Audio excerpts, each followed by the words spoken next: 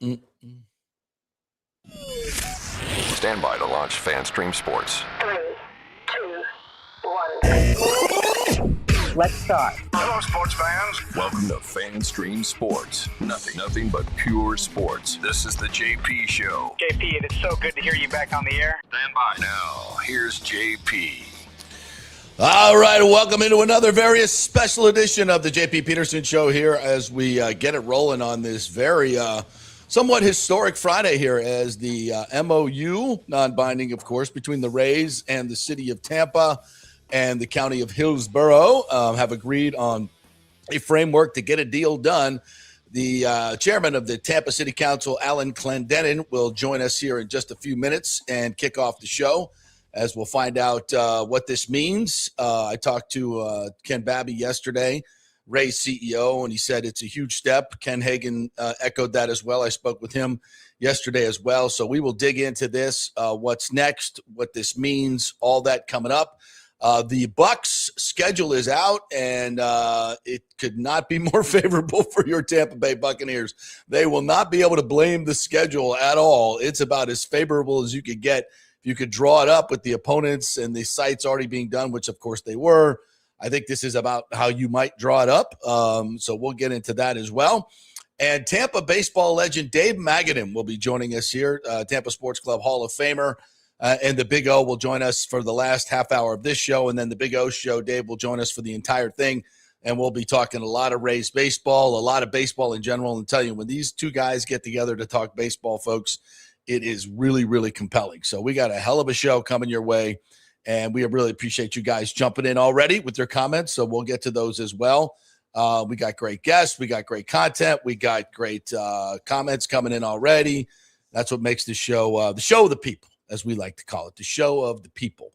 And my good friend and co-host, IndyCarTim, is playing hurt here once again here today. Well, let's show your face, bro.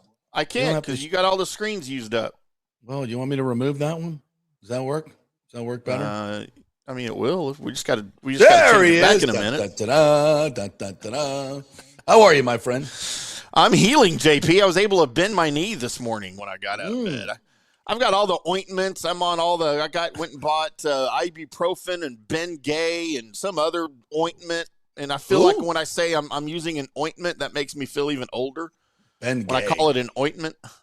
That's a throwback, the old Bengay. Absolutely. Can you say that anymore? On the doesn't have to be some other? I don't know. Say I don't know how that something works. else. Yeah.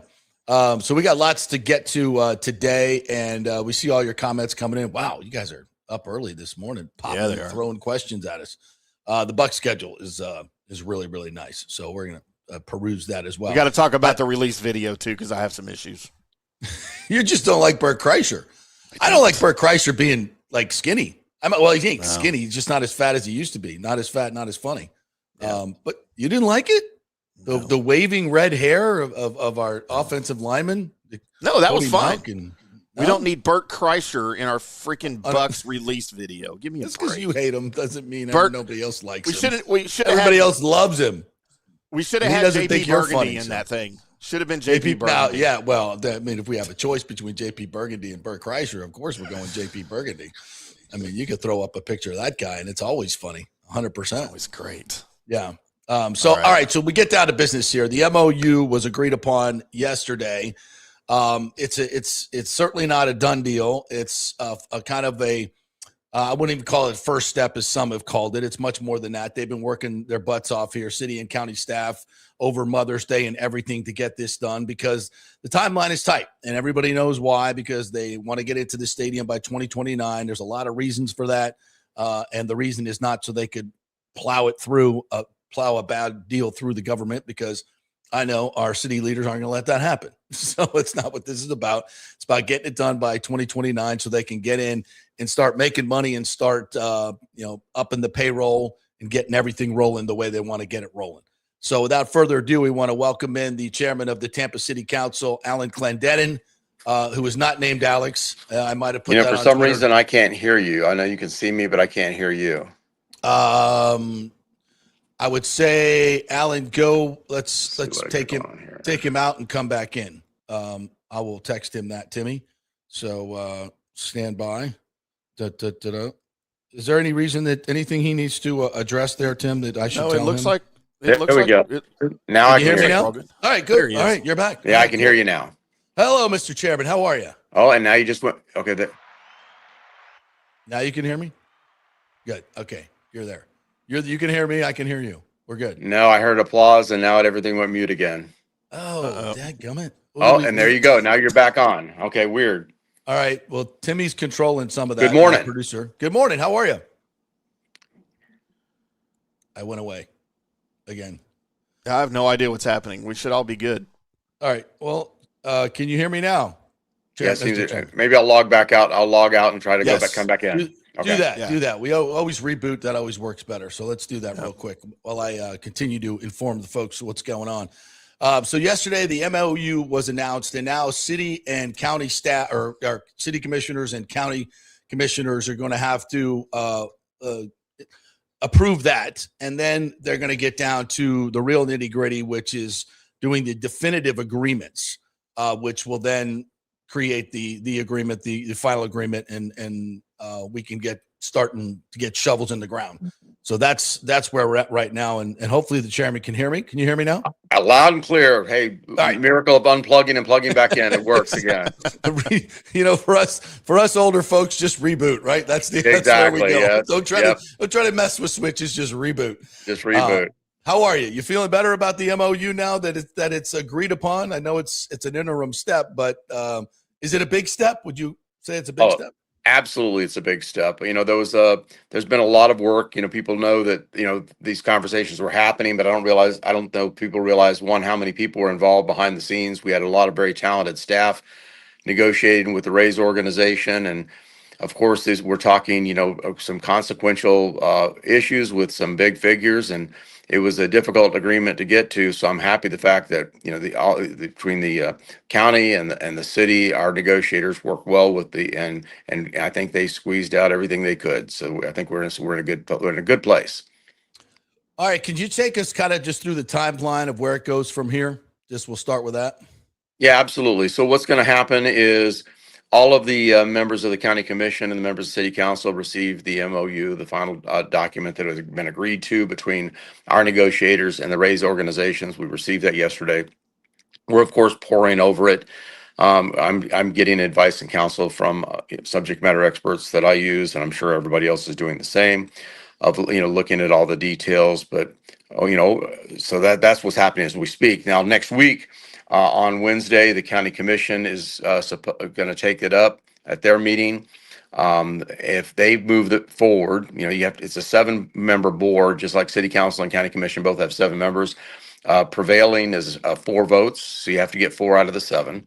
So if they move it forward, it'll come to the city on the following day. Thursday is our regular scheduled city council meeting, and we'll put it on our agenda and we'll take it up. Okay, good. So now it's non-binding. So to a lot of people you see out there, that's like, well, then it doesn't mean anything. Could you address that? Well, if anybody has had the opportunity to take a look at this very comprehensive document, it is non-binding, but it's very detailed. It provides a very broad, very specific understanding of so many elements of what ultimately will be rolled into the initial agreement. I think that's one of the things that really struck me when I first opened up the document is how many of the issues were covered. I mean, they did a lot of detail in this non-binding MOU, but it'll be a great structure and a framework for the subsequent discussions and the negotiations that will continue. This is a big project. This is the biggest project in the history of the city of Tampa and Hillsborough County. So there's going to be a lot of agreements as we move forward, and this provides the framework and the structure that we'll build upon. All right. In terms of that framework and structure, what I've heard, I talked to Ken Hagan yesterday, and Mr. Babby, we texted as well. By the way, he just texted me and he said, please tell the chairman we are overwhelmingly thankful for his leadership and thankful for city and county staff and leadership and how much they've worked overtime on this deal. So message for Mr. Babby there. What are the big consequential things left to kind of negotiate? Well, this really was the big hurdle. I mean, okay. getting to this agreement where we have this MOU in ink on paper. The understanding between the Rays organization and both of the county and the city governments was the big hurdle. Everything else is going to be the minutia. That really. And away he goes as we get right to the important part. Oh dear. Oh dear. Alan, you are gone. If you can hear us, you have disappeared. We'll try to get him back on here in just a second. Let me get to some other facts of the deal while we wait for him to reappear. $976 million in the public contribution, which has come down from over $1 billion. The Rays now have stepped up to make their contribution north of $1.3 billion. When there's a little gap, but I'm sure the Rays are going to make that up, or Major League Baseball is going to step in. So the public portion has been reduced to about 43%, and the Rays portion up to 57 to 58%. Let me see what else from the number standpoint as we go through the whole document here. I wanted to get some of the high points, and that's something that we talked about that would kind of happen through this process. You start at a certain point, and then I know the Rays obviously are very incentivized to get this deal done. So a shortfall of 60 or some other million is not really going to be a problem here. $796 million from the county. Roughly $180 million from the city. They've reduced the CIT portion of this to probably pay for a large portion of infrastructure, which was something that some people were kind of stuck on. I think we have you back, Mr. Chairman. Are you there? I am, man. Yeah. That's technical difficulties. It's all right. We're mowing right through it as we do every day on the show here. So you were saying most of the big questions have been negotiated and done. I think the framework of the agreement has been done. I think the intention, what this is a signal to everybody, including the legislature, that the county and the city and the Rays organization is serious about moving forward, and swinging bats in the city of Tampa and Hillsborough County in 29. It's again, I can't overstate how big this deal is for the city of Tampa and Hillsborough County, and I'm real happy to see the numbers. Again, I think this is what I've seen now in this MOU. It's a good deal for the city of Tampa. That's a real good deal for the city of Tampa for what we're going to get, the rate of return we're going to get. Seriously, show me a table in Vegas that I can walk in and throw $1 on a line and get $50 to $70 back. I mean, I'll fly out, I'll sell everything, liquidate, and go put my money on that table tomorrow. So, yeah, most of the things that you guys allocate money for bring back benefits to the city, but not in terms of money that you can multiply, basically, right? So, explain that part of it. Rarely do you invest dollars and get a lot back. Mostly you pay for a road to be paved. You pay for sewer stuff, and obviously it's stuff we need, but this is a unique situation in terms of expenditure, right? Well, there are investments that we make. The Riverwalk is one where you see there's adjacent construction. There's I would say transportation. You look at what happened with the trolley and the amount of construction that's gone along with that, the rate of returns, but nothing at this scale and magnitude. Nothing will. Disney isn't coming to Tampa, right? Right. So we're not getting this kind of investment in the city of Tampa. The type of investment, the amount of money that's going to flow in here. Reconstruction of a college that the buildings have to be rebuilt. That alone is usually front page, worthy. But and with the entire 120 acres of building, of which replacing what is currently just asphalt and is surface parking. The overflow of this is going to percolate into Drew Park, which is better known for some unscrupulous businesses and other, So it's this is big for the city of Tampa. It's a really big deal, and we normally have to invest, and that's one nice thing too about these dollar figures. You look at the way the money is split up for the city of Tampa.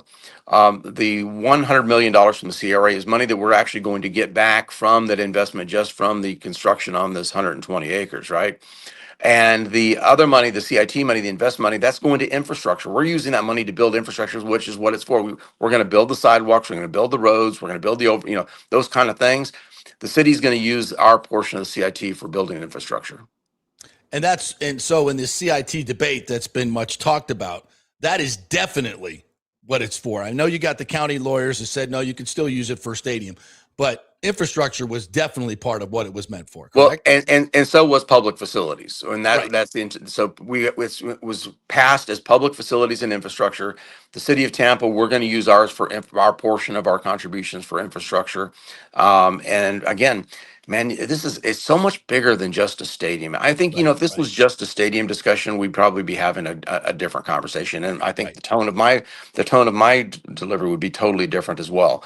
But this is a recreation of 120 acres with a stadium, retaining Major League Baseball in the city of Tampa, which is, is really something. I don't know how many cities out there would just actually just do anything to be able to get what we're going to have.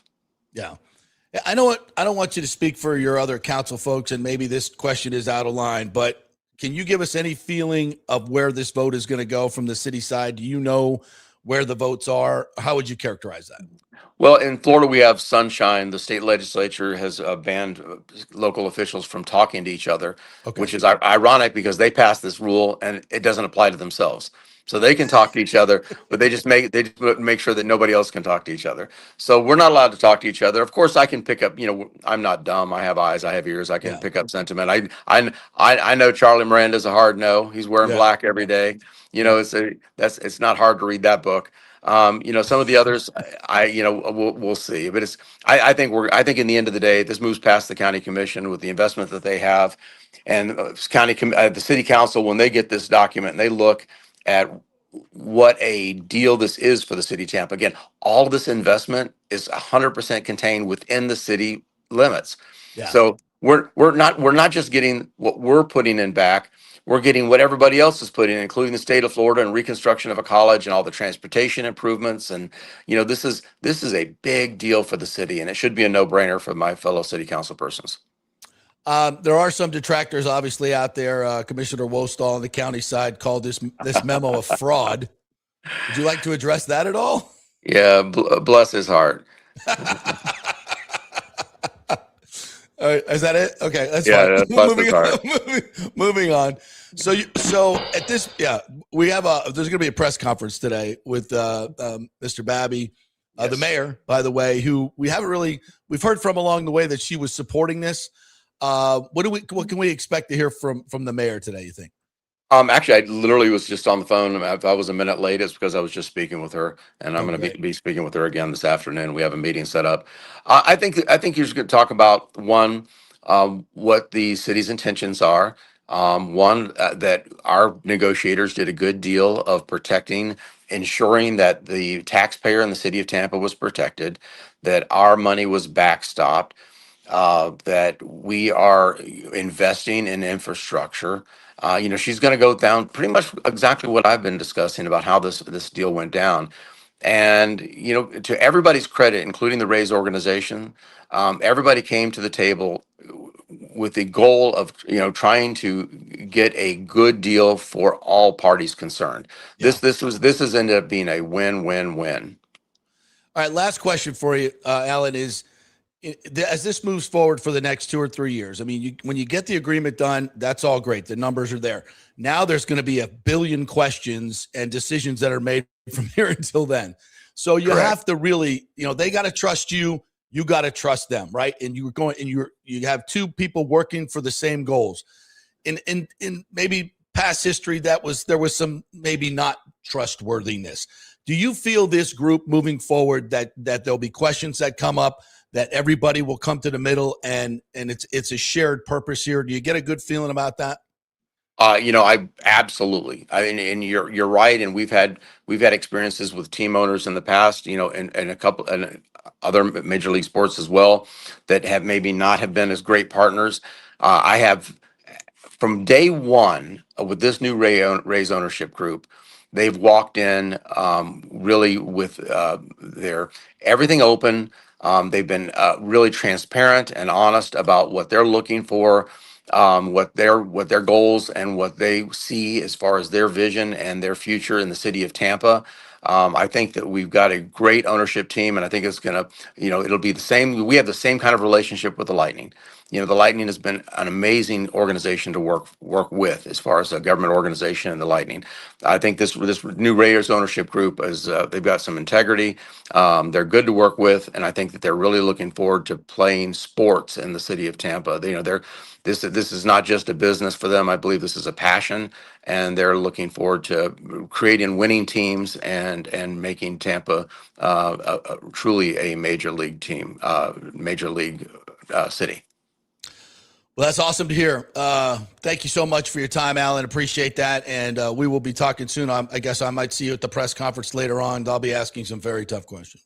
Actually, I will not be at the press conference. Okay. You can ask the mayor those questions. It sounds good. One. Take care. Appreciate it. Bye-bye. Bye-bye.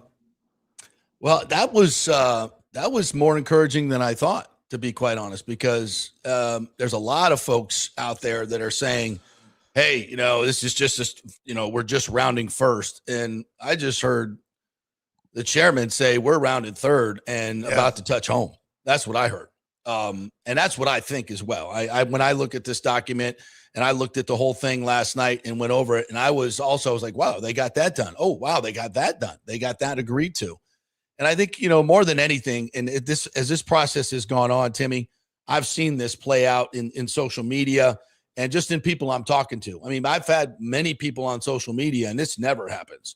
Hey, JP, I was not for this at first, but after watching your show and hearing all the interviews and educating myself on this is an awesome deal for the city of Tampa.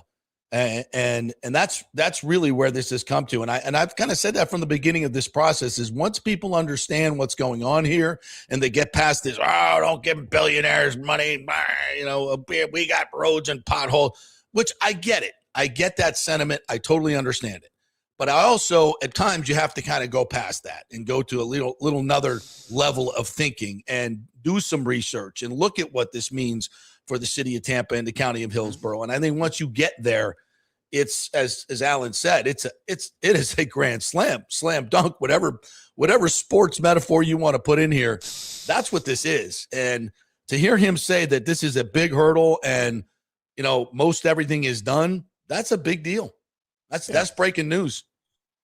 Yeah, I think this thing's farther along certainly than the critics think it is, or say it is at least. They may know that it's farther along, but they're going to be the critics and throw stuff out like, "May God have mercy on your soul." And when in reality that doesn't mean anything. And when we talk to the people who are in the know and who matter, we get the real story of where this thing is. And I think it is farther along than maybe we even think it is. Yeah. Yeah. That's to hear the chairman say that's really, really encouraging to me. And I think that is breaking news, and we're going to put that out.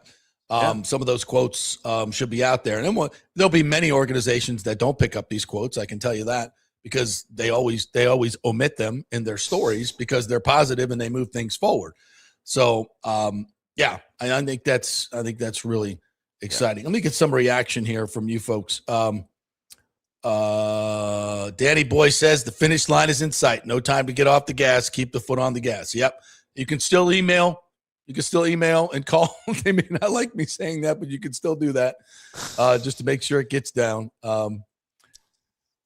Rick says somewhere in the Adriatic Sea, Stu is kicking empty bottles of champagne on his yacht. Damn it, Romano. You too, Topkin. How did Tampa agree to this?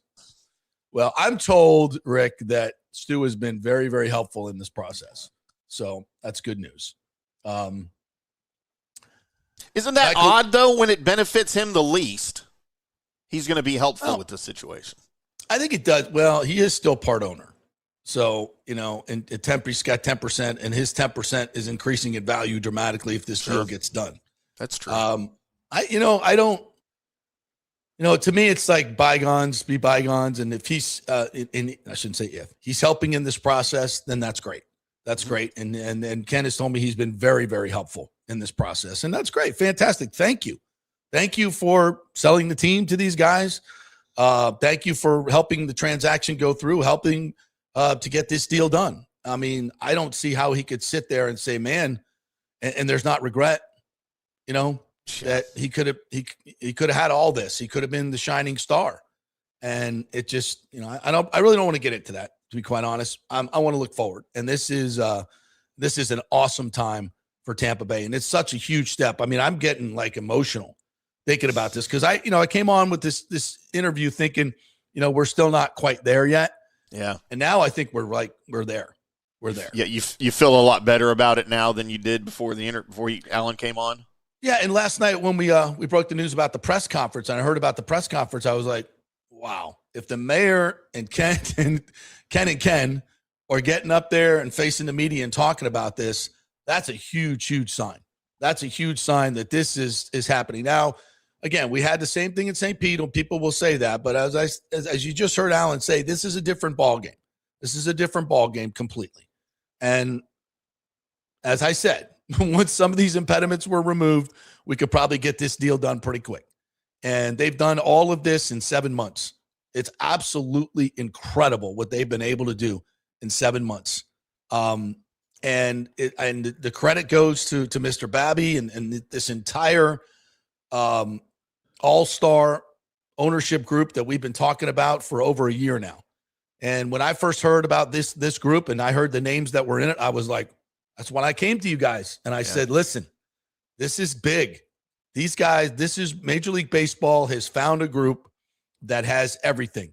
The political connections to get the stadium done, the money to get the stadium done, the money to buy the team, and the gravitas to have a city and a county and an area wrap their arms around them and say, hey, this is different. And listen, all the negativity about these guys, and I say all, it's coming from just a few very loud voices.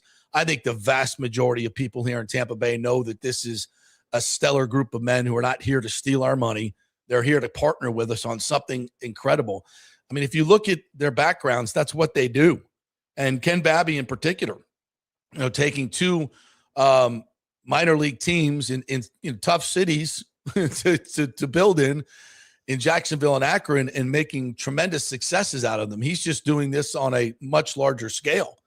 And he's incredibly talented and very, very smart and knows how to get things done. And that's what it takes, man. That's what it takes. And these guys have done a tremendous job of that. And so is the county and the city. I mean, there's been a lot of pushback. And from a political side, you got to have some courage to stand up and do this. And, my hat's off to Ken Hagan, who has put his ass on the line for almost 10 years now and taken a lot of heat for this. So a lot of political heat. And in the end, and he did it for the same reason that I did it, not to enrich himself, not to grandstand like some of these other politicians are doing to get attention. By the way, it's not working out too well for you, Mr. Wostall. No, he did it the same reason I did it, because we know what's best for Tampa Bay.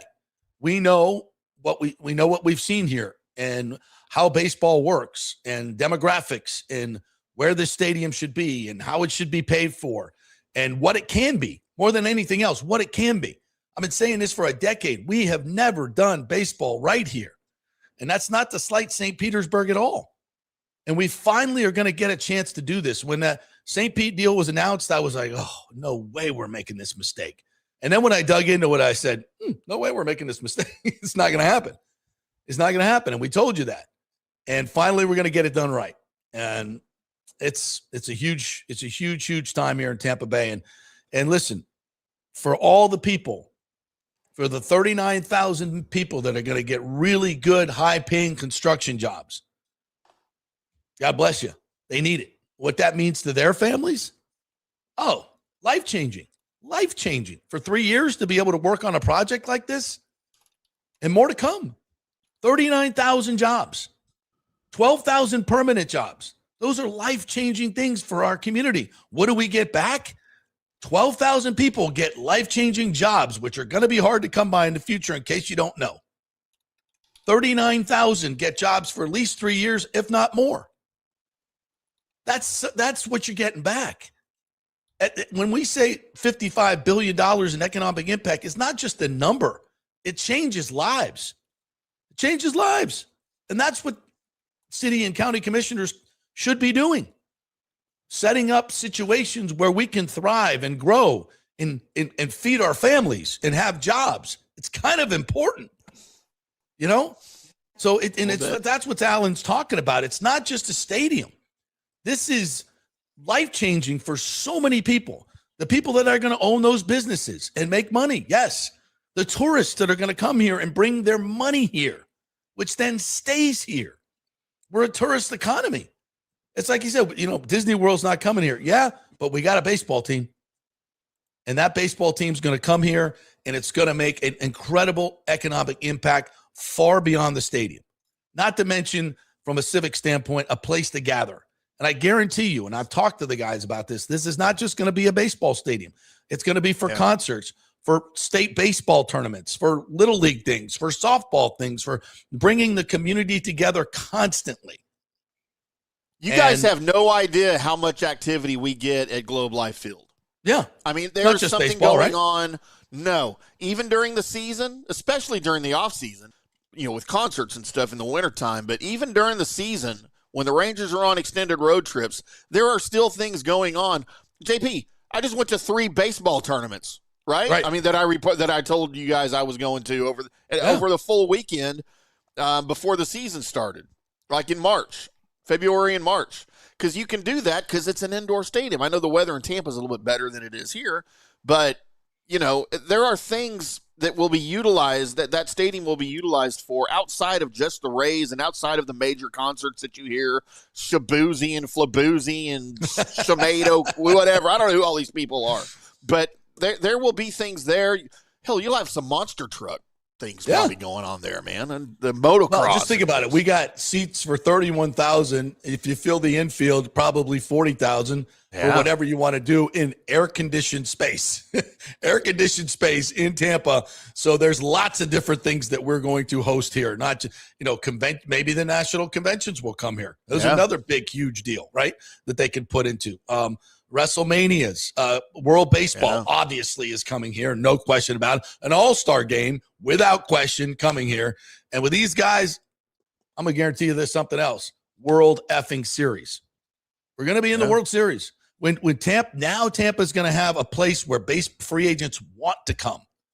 No state tax, beautiful indoor stadium, right in the middle of Tampa Bay where the fans will come, increased attendance. I mean, again, this is so much more than just a baseball stadium.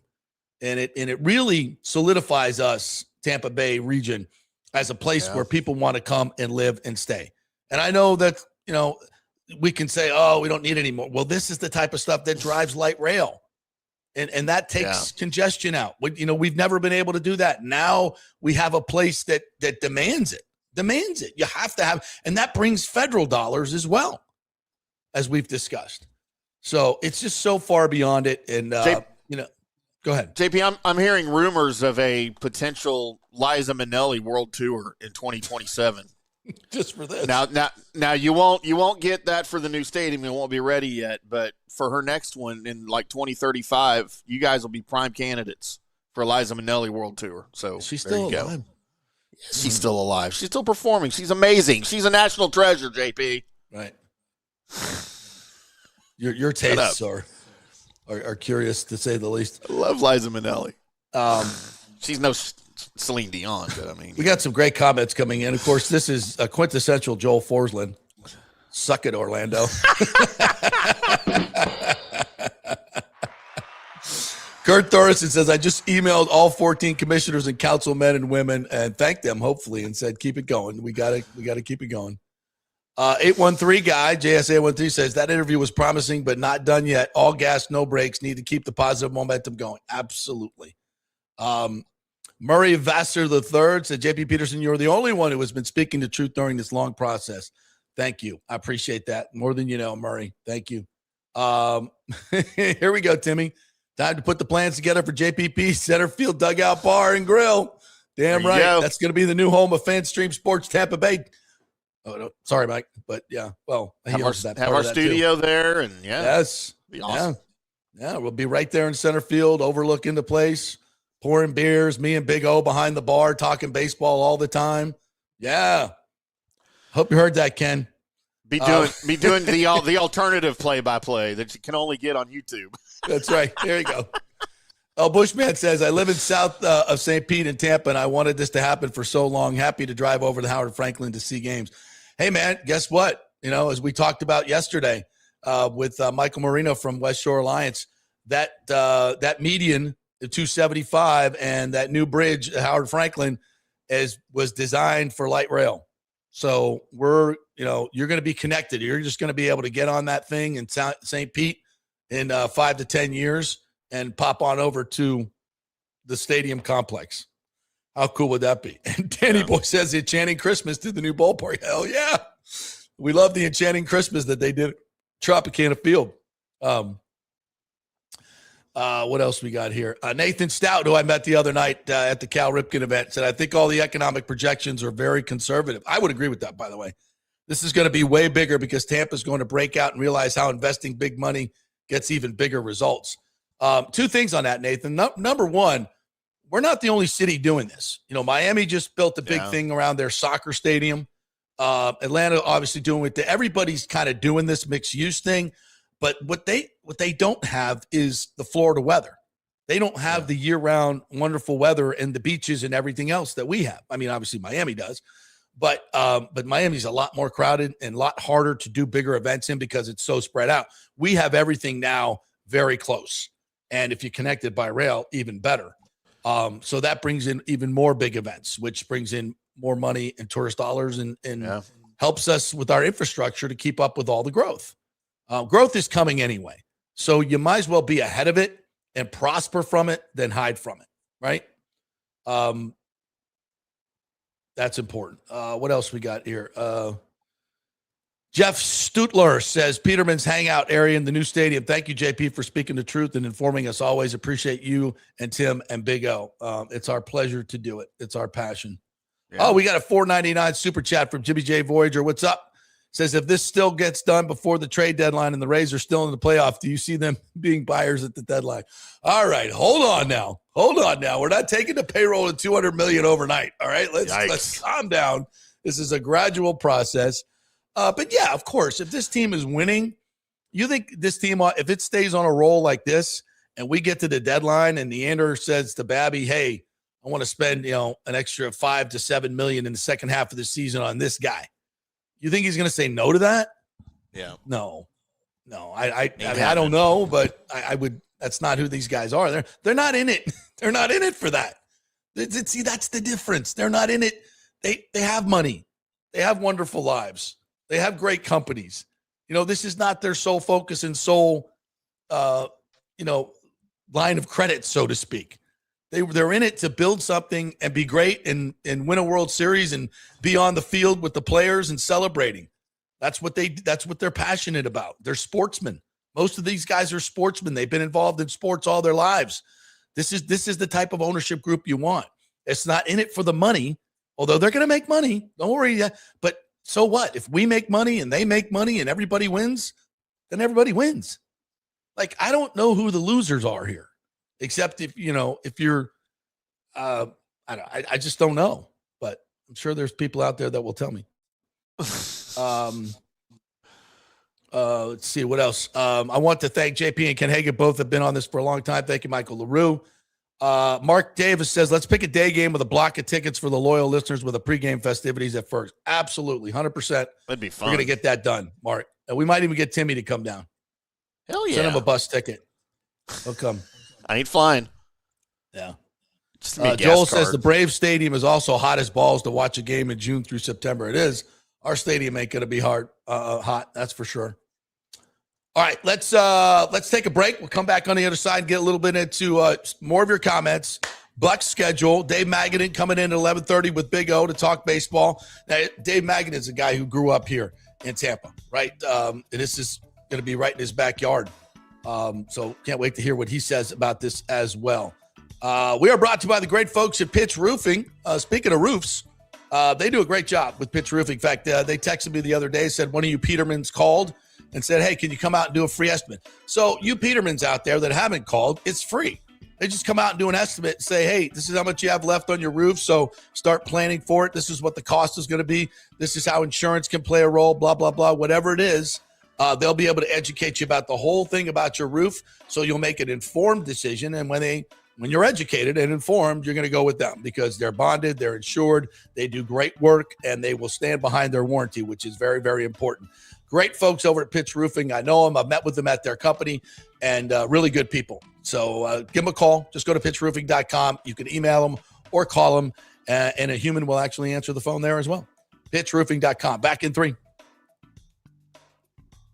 Pitch Roofing believes giving back is part of doing business the right way. That's why they proudly offer exclusive discounts to those who gave the most to our communities, including veterans, first responders, seniors, and teachers. And for listeners of the JP Peterson Show, there's even more good news. Pitch Roofing is now offering a special discount just for fans of the show. With so many roofing companies coming and going in Florida, it's important to choose a contractor you can count on long after the job is done, especially when it comes to honoring your warranty. Pitch Roofing is built for the long haul with a reputation for quality, transparency, and standing behind their work. Whether it's a repair or a full replacement, their team delivers honest guidance, quality workmanship, and no high-pressure sales. Call 727-67-PITCH, 727-677-4824, or visit pitchroofing.com to schedule a free estimate. Pitch Roofing, roofing done right. As the Rays enjoy being back in their Tropicana Field home this season that was ravaged by Hurricane Milton, Italiano Insurance wants to remind us all how important it is to be properly insured. 40% of you are underinsured. That can mean financial disaster. Let the experienced and friendly agents at Italiano shop your policies for the best price and the right coverage. Italiano saved me over $1,000 on our auto insurance last year, over $500 on our homeowners insurance. They can do the same for you. That's a grand slam. Might as well get a double play by adding flood insurance and business insurance to your portfolio. Cost less than you think, and trust me, you do not want to risk your home or personal wealth. That's a whiff. So step up to the plate and call 813-877-7799 and chat with our all-star agents at Italiano Insurance, or call our Boca Grande office at 941-964-0400. Hey guys, you already know that Riveters is the best sports bar in all of Tampa Bay, but now it gets even better for Rays baseball season. During all Rays games, check this out, $6 Tito's, $6 Jack, $6 margaritas, all during Rays games. Are you kidding me? And that's always a great pour from the great bartenders at Riveters. Great service, great food, everything is fresh, nothing is frozen. And let me tell you, if you want baseball and wings, you will not find any better than Riveters. Their sauces, like the blue cheese and the ranch, and everything is handmade, and the wings are big and they're perfect. Wings, baseball, Rays, Riveters. It all comes together during baseball season. Once again, in addition to all the great food and service, you get $6 Tito's, $6 Jacks, $6 margaritas. It's time to celebrate. Baseball season is back, and celebrate at Riveters. You know where it is, right there on Dale Mabry, just north of 275, just south of the stadium. See you there at Riveters. It's Diamond Days at the Golden Diamond Source. Celebrate April's birthstone, which is diamonds, as they take center stage. Up to 20% off the diamond jewelry throughout the month of April. And don't forget, you could trade in your broken or old jewelry towards something new and beautiful. Gold prices are at a record high. Now is the best time. And by the way, they only sell natural diamonds at the Golden Diamond Source. It's real love. It should be real natural diamonds. Don't start your relationship with a fake diamond. Really, really bad idea. And for the Golden Diamond Source first-time buyers, they are going to teach you all about the 4 C's and all the different shapes and styles. They are able to show you a huge selection of inventory to choose from. And by the way, you can trust them. They've been in business for over 40 years. Don't buy something online. You have no idea what you're getting. 0% financing for up to 5 years. Make sure it's a Golden Diamond Source diamond. 3800 Ulmerton Road. Always online at goldendiamond.com.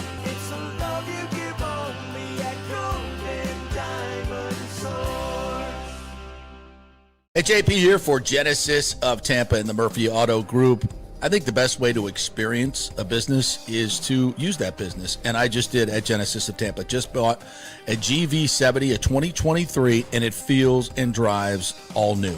It's an absolutely fantastic car. The technology, the comfort, and the price, absolutely outstanding. Frankly, I never thought I could get into a car like this, but they made me a deal I could not refuse. And I also get the VIP service where you can just drive right up, their pit stop service. They'll top off all the fluids, make sure your air in your tires is good, new wipers if you want them. If you need extended service, they will come to you, bring you a courtesy car, and then bring your car back. What more do you want? The experience was just VIP all the way. And you can get that at Genesis of Tampa. And don't forget, you can get extended warranty, which I did. So I have worry-free miles up to 100,000. And all they do is just take it in. Actually, I don't have to take it in. They come to me. It's perfect. It's Genesis of Tampa right there, 801 East Bears Avenue, right off of 275. Go see them and tell them JP sent you. Let's go. Right now, back to the show on FanStream Sports. All right, welcome back to the JP Peterson Show, brought to you by the great folks at Riveters, right down the street from where the new stadium will be built. I can say that now. Heck yeah. Yeah, and all the construction workers that will be working there. Oh, man. Will then bring their paychecks over to Riveters, deposit them into the Riveters bank account, which then comes to me in part, and all the servers that work. You see how this works, folks? Now you getting it? See how this works? Yeah, it's wonderful. And that place is wonderful, too. If you have not been to Riveters, I highly recommend the food. The staff is fantastic. They have microbrews there. The wings are absolutely outstanding. In every Rays game, they have a happy hour going for every Rays game. $6 Tito's, $6 Jack, and $6 margaritas and food as well. So if you're ever looking for a place to, hey, let's go watch the Rays game together. It's always Rays fans hanging out there. They have gear and merch to give away during the game. So that's the place to be for Rays games and any sporting event. Riveters, Tampa is where to go. And that's just north of 275 there on Dale Mabry, next to the spaceship that Timmy loves so much. And just south of the stadiums. All I know is that Riveters and the spaceship better staff up. That's right. They better staff up. They're about to get slammed for the next 20 years. Man, I love somebody's comment. I think that was my favorite comment. Welch God says right here, bless his heart, regarding Wostal from That was so great. You're like, no, that's it. Just bless his heart. He's just got to be. And I saw some of the stuff. Of course, all the media outlets, when this thing gets done, do they go to Mr. Clendenin to get his positive thoughts? No, they don't. They go run right to Wostal. It's a fraud. May God have mercy on your soul. Yeah. Bushman says you better include my show, Rays Rerun, in the new studio. Oh, okay. All right. You guys do a nice job. Really nice job. When you have me on again. Yeah, we love podcasts. We support all local podcasts. Yeah, we sure. Will there be a Burt Kreischer concert there? You're damn right, Rick. There will be. Unnecessary. And I will be there. And I will be there for that. Unnecessary. All right, let's get to the Bucs schedule. Will you? Do you have that graphic that we can show the fine folks? I can. Yeah, why don't you throw that up there while we go through it? All right, first of all, I love you, NFL, because I love to spend time with my family. And we have no Thanksgiving games. None of the 17 games around Christmas will have the Bucs around them. And no international games, which I wanted to go to an international game, but I can put it off for a year. That's fine. So that's a big deal. All those things, because I'm telling you, holidays, they just, it gets distracting for players, obviously, with their families and everything. So having none of those things, that's a big deal, number one. Here's the other thing. And you compare this to last year's. I didn't do the exact numbers, but last year's schedule, they had some elite teams on it. This one, you know how many playoff wins that their opponents have in total from last year? Two. That's it. 2. The Bears won a playoff game, and the Rams won a playoff game. Nobody else on their schedule won a playoff game last year. Now, what does that mean? It just means that these aren't elite established teams. Like when you get a first-place schedule, yeah, it's an ass kicker. All right, so preseason along the top there, you see the Jets, and then you got the Kansas City Chiefs. You will not see Patrick Mahomes, I can tell you that. And then you got the Jags, which I'm guessing they will do a joint practice with the Jags. Maybe the Jets want to come down here and work in the heat. I don't know. They may want to do a little practice. We'll see. So that's your preseason. Then we start off with Joe Burrow and the Bengals, who have kind of beefed up their defense a little bit in the offseason. Even though they lost Trey Hendrickson, they have beefed up their defense. How weird, how crazy is that? Yeah, I don't get that. They could have just kept him, but, that's not my deal. They added Dexter Lawrence and Jonathan Allen. So, but they've also been notorious slow starters. 1-3, 1-3, and 2-2 in the past 3 seasons. So, I think that's good. Then you get the woeful Cleveland Browns. Careful. By the way, 4 of the first 6 opponents are kind of northern teams that have to come down and play in the heat, which four also means 4 of the first 6 home games that our fans have to be in the heat. And JP, the Browns are winning that division and making the playoffs this year. Because of what? Why would Todd back Monken, up your assertion? Casey Concepcion. You're going to have an actual quarterback in the room. They have about 12 quarterbacks in the room, don't they? They might Which have one are you a good talking one. about? Which one are you speaking of? Well, it ain't Shadur Sanders. You sure? Are you Shadur about that? Oh, that was good. Deshaun Watson is back, baby. Deshaun Watson's starting this year. Okay. All righty. And you got Taylor Green in the mix now. Stop making my point for me. Oh, all right. Watch out. Next up, the Vikings, who play indoors and have all that nice weather during the summer, have to get their ass down here. 4 o'clock, it's still hot as hell, so that ain't a break. So we'll welcome them down. And then here come the Packers. Now, of course, and who's quarterbacking? Was it going to be J.J. McCarthy? We don't know. So Kyler Murray. We'll see. We'll see. Well, they didn't get Kyler Murray to put him on the bench, JP. Well, but are we really scared of Kyler Murray no. in a new offense? No, I'm more scared of J.J. McCarthy. Yeah. So, listen, there are no easy games in the NFL, but if you got to say, are these winnable games? Yes, very winnable games. Then you got the Packers coming in October 4th, another 1 o'clock game there. Obviously, Jordan Love and that group. But, Micah Parsons, he got injured late in the season. So, and the word is he's going to start on the PUP list. So he may, even if he's back for this game, he won't be at 100%. So that's good. Then you got the Cowgirls. The Cowgirls on, what is that, Thursday night? Yeah, JP, I may need you to, if I can't get credentials through the Cowboys, I may need you to get me credentialed for this through the Bucs. That should not be a problem. Should not be a problem. We'll get you taken care of. And then we got the Steelers. Yeah, so I'm definitely coming for this Dallas game. I definitely have to come for that. You gonna be in town? Hell yeah. All right. Hell yeah. I love going to Jerry World. He's one of the few places that has an equal spread to Raymond James so Stadium. Great. It is so great. So I'll come just for the food, just for the free food. I'll spend $500 on an airplane ticket just to come for free food. That makes a lot of sense, doesn't it? No, I like the vibe. I really like. It's a really cool place. It's a big stadium. It's just, it's the Star, man. It's Dallas. It is what it is. It's just, you want to be part of it. I want to see it. Yeah, absolutely.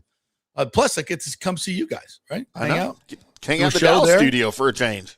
Yeah, we'll do a show at the Dallas studio on Friday. Oh, that'd be so great. All right, then the Steelers are here on October 18th, and obviously they're in transition. New coach, Aaron Rodgers, he'll be injured by then, so that's good. Or dead, yeah. Then we got the first divisional game. Doesn't hit until October 25th against the Panthers at home, 1 o'clock. Or no, that's on the road.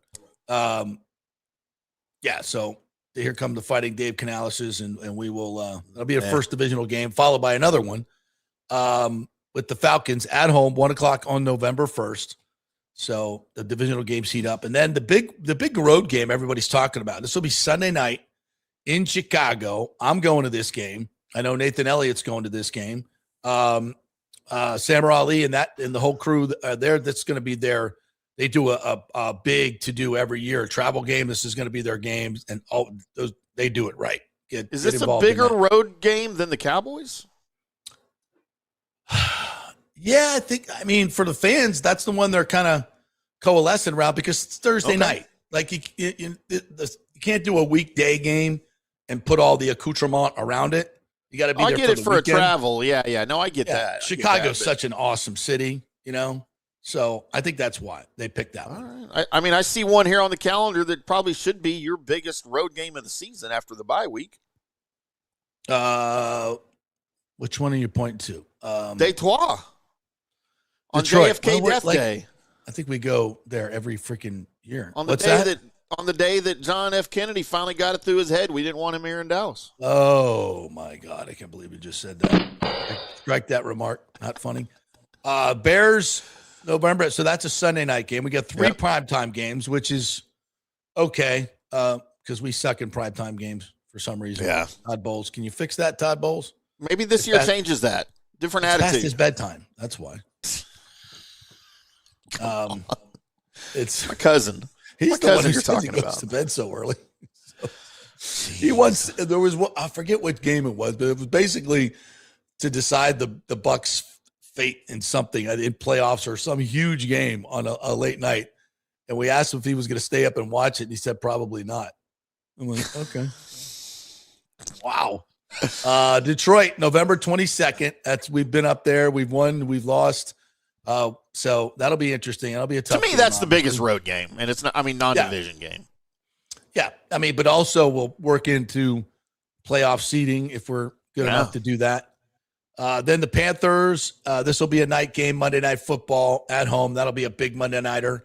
MOR TV, I believe, will be having that free, so I should be doing a pregame show for that one, pre and post. Then we get the Chargers coming in on a CBS game December 6th. So the boys, this will be a tough game, obviously. I mean, I think a lot of people are picking the Chargers to go to a Super Bowl this year. So, what? Who's doing that? Yeah. A lot of people loving the Chargers right now. Baltimore up there in Baltimore. This is a possible. I said no cold weather games, but I kind of forgot about this one. Baltimore in December could be cold. So that could be a cold weather game, but could also be 60 degrees. You just never know. Yeah. That's not a Green Bay game in December, but it's so but it could be a cold weather. But for the most part, they don't have any cold weather games late in the season, which is good. December 20th. Now look at the last 4. Okay, you got 3 divisional games with the Rams at home in between, so you should be favored, I think. These 2 are on the road though. Yeah. So I'd say, the Saints you should be favored in, but by this time the Falcons and the Saints could be done. It could be already be cooked. Think Tua is going to be concussed by then? You won't have to mess with Tua in the second game? Or Penix, yeah. So I think there's a chance if you need to make a run at the end, you got 3 very winnable games right there. And the Rams too. I mean, I'm not scared of the Rams. Matthew Stafford will probably be hurt by then. He won't be playing. So, I mean, you got a really good chance to finish strong I just think from a schedule standpoint, we already know the teams and the locations. This could not set up any better. Again, only 2 playoff wins on this schedule from last year. That's incredible, really, when you think about it. And I know year to year everything changes, but just you start right there. 3 primetime games, no back-to-back road games, Timmy. So easy travel. Yeah, that's insane. Like easy travel. I don't. They have what? They don't even have a West Coast travel game, do they? I've never seen so many early Sunday kickoff time slots on a schedule in my life. Yeah. Which is the players like that. I think most players like that. And we've not been able, to play well our best in night games. So yeah, the farthest they travel is, I guess, Chicago. Am I reading this right? Yeah. Chicago, Detroit. They don't even go to the West Coast time zone. Yeah. No, because the Chargers Chicago, and Rams both play in Tampa. Yeah. Dallas. I mean, frequent flyer miles are limited here. Wow. To be sure. Yeah. So travel is limited. No back-to-back travel, no Thanksgiving, no Christmas, no international games. Great bye week in week 10. Just the teams on the schedule aren't as difficult. When you don't get a first place schedule, it's different. You think about that's what I was about to say. Well, let me call up. I don't know if you have the graphic. Let's go to last year's schedule, which I thought was very difficult. And and they started 6-2 and should have obviously gone to the Shoulda, woulda, coulda. Shoulda, woulda, coulda. Right. They just keep showing me the 26. Here, I can get it. I got it right here. I'll put it up on. And notice the difference in this one. I mean, so last year we started at Atlanta, then Houston, like playoff team, right? At Houston, the Jets at home, which almost fumbled that one away. Then you had the defending champs, right? The Eagles. And then at Seattle. I mean, look at this. Houston, playoffs. Eagles. Seattle, who won the damn thing. 49ers. But you won Detroit. That game. You beat Seattle. I know. New England went to the damn Super Bowl. Buffalo. The Rams. I mean, my Lord, look how much harder that schedule was last year when you get that first place schedule. Brutal. Yeah. Brutal. There's about 10 playoff wins on that schedule as opposed to 2 this year. It's a much easier schedule. Now, what does that mean? It obviously means in the NFC South, you got a much better chance of winning it. Much better chance of winning. So Carolina got the first place schedule, right? Did you pop up their schedule? I hate to be asking you this on the fly. For this year? Would that be harder? Yeah. The Carolina's schedule this year, I'm going to guess it's a hell of a lot harder than our schedule is this year. And one of those things that makes a big freaking difference. John Thiel says very winnable games late. Hopefully the Saints will be out of it, but you never know with Tyler Shuck. You never know. You never know with Ellen Moore. Yeah. I mean, if we're being honest, they probably were the best team at the end of the season in the division. They're playing really, really well. Rick says Baltimore won't be as cold between all the burning plastic needles and sterno cans. Cold is moderate. All right, they start. What do they have? 4 preseason games? Oh yeah, because they have the Hall of Fame game. Okay, yeah, they got the Hall of Fame game. So they got the Bears. Is the Black home or away? Black is away. Black is away. All right, so they Bears they at home. Bears at home, a playoff team. Then they're at the Falcons. And is that the Browns? Can't tell because Browns. Yeah, the Browns week 3. Right. Away at Detroit. Cleveland. So they're at Chicago, at Detroit. No. Those are home games. Blue is home. All right. So they're at home against Detroit. So already they've got 2 playoff teams. And then they got the Eagles. Very early bye, by the way. Don't discount the very early bye. Yeah, very early bye. Then the Eagles on the road. Another premier. Packers on the road. Broncos at home. Look how much more difficult this schedule is. Yeah. Ravens at home. Minnesota on the road. Yeah. Yep. And then Bengals. So Steelers. And then Seahawks. Look at that. Seahawks, Bears, Green Bay, Broncos. 5-12, JP. 5-12. Yeah, much more difficult schedule than and that's what the Bucs have been doing the last few years, even when they won the South. So, and don't discount the extra preseason game. I think that matters. I know it's preseason; not everybody plays. I think it matters. It doesn't matter. It matters. Those games matter. No starters play for the guys that are playing in them. Nobody cares. So again, I think very, very easy schedule. Let's see. Steven Buck Spaceman says, yeah, this season is pretty rough. After a potential 3-0 start, we can start losing lots of games in a row. You suck, dude. JP, I love you, but you're delusional. McVay owns bowls. It didn't have to be Stafford at quarterback to destroy our defense. You're so negative, bro. We got a whole new defense, man. This is a whole new thing. Come on. St. Pete Pat says, trying to determine strength of schedule in May is pretty impossible. A lot can happen. You're absolutely right. Just call him St. Paul Pat. Yeah, St. Pete Pat. You're right. I mean, this is all these teams will change drastically between now and then, right? With injuries and everything else. But hey, what else are we going to talk about today? The stadium? It's kind of fun. It's kind of fun. But I think just in the juxtaposition of where the games are, you have to agree that this is infinitely easier than last year or the last 3 years. I mean, come on. He also says 3-game losing streak from Packers to Steelers and game 4 losing streak after the bye potentially. Jesus Christ. Go to the Skyway, will you? So he thinks you're going to lose to the Lions, Panthers, Chargers, and Ravens. He thinks we're going to lose to FSU. Well, That's how negative he is. If Bowles is coaching. Michael LaRue says Bucs getting smashed by the Lions after 14 days off with 3 walkthrough practices. Oh, my gosh. Yeah, that's a consideration. You ain't wrong. John Thiel says 3 very winnable games late in the season with teams probably out of it like the Saints. Wait, wasn't that last season? Yeah, you make a good point there, John. And by the way, don't forget this little factor for 2026. I'm going to change the Bucs defensive culture. Thank you for that. Oh yeah, hold my beer. That's funny. Yeah, Thomas says that Chicago game won't even be that cold. What's that? Mid-November. Yeah, it could be cold, but likely not. You know, when we say cold, we're talking like -5 with a snowstorm. It's not going to be that. That's for sure. Not early November. If it's in the 40s, 30s, that's not even. That's fun actually. Joel says Watson will light up this defense. The media will crown him once again. I don't know about that. Oh man, that's actually a fair point. Mm-hmm. Future Hall of Famer. Nathan says those Sunday Night Football, those tickets are not cheap. I thought you said you're getting me cheap tickets. Come on, bro.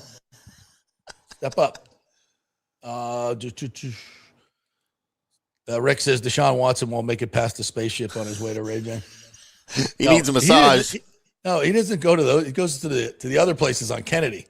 Not the get not it the right. legit Get your places. facts right, Rick. No. He's going for a massage, a legitimate massage. Why are the legitimate why are there always I won't say that. You know what, JP? I'm starting to question. Look, I've never had a professional massage in my life. Ever. I've never Really? never gone to one. Oh, it's not they're because I don't marvelous. want to. I would love to because I feel like I probably need a massage, whether it's the fair kind or not. But I've always wondered about how do you know which places are those kind of places and which places are the legit places, right? I mean, because I know in the seedy parts of towns, you just assume, well, those were probably kind of where you want to go. But it's factual. If there's an Asian overtone to it, Well, they're it all might be. Asian. It might be a rub and tug. Yeah. But here's the thing, man. There is It's very pretentious, and you walk in and it smells like, lavender, and there's candles. Probably legit. Look, I live in a very respectable part of north of Dallas in the Frisco Little Elm area, right? I'm right down the street from the Star. All right, this is not a seedy red light district by any stretch, regardless of how Jerry might have tried to turn it into that. Hasn't happened yet. But there is a massage place right up the street at the next main intersection to the south of me that's got like 3 massage places in this huge strip center, right? Mm-hmm. They all look legit. They've all got the Asian and the little flowers and whatever on their signs. Well, and again, if it's Asian and floweries, that's not legit. I have often considered, well, it's close. I'm just going to go book. And I don't want to go to like Massage Envy, right? Like the chain. I don't want to do that. But they may be the most legit. JP, all 3 of those places got shut down last week.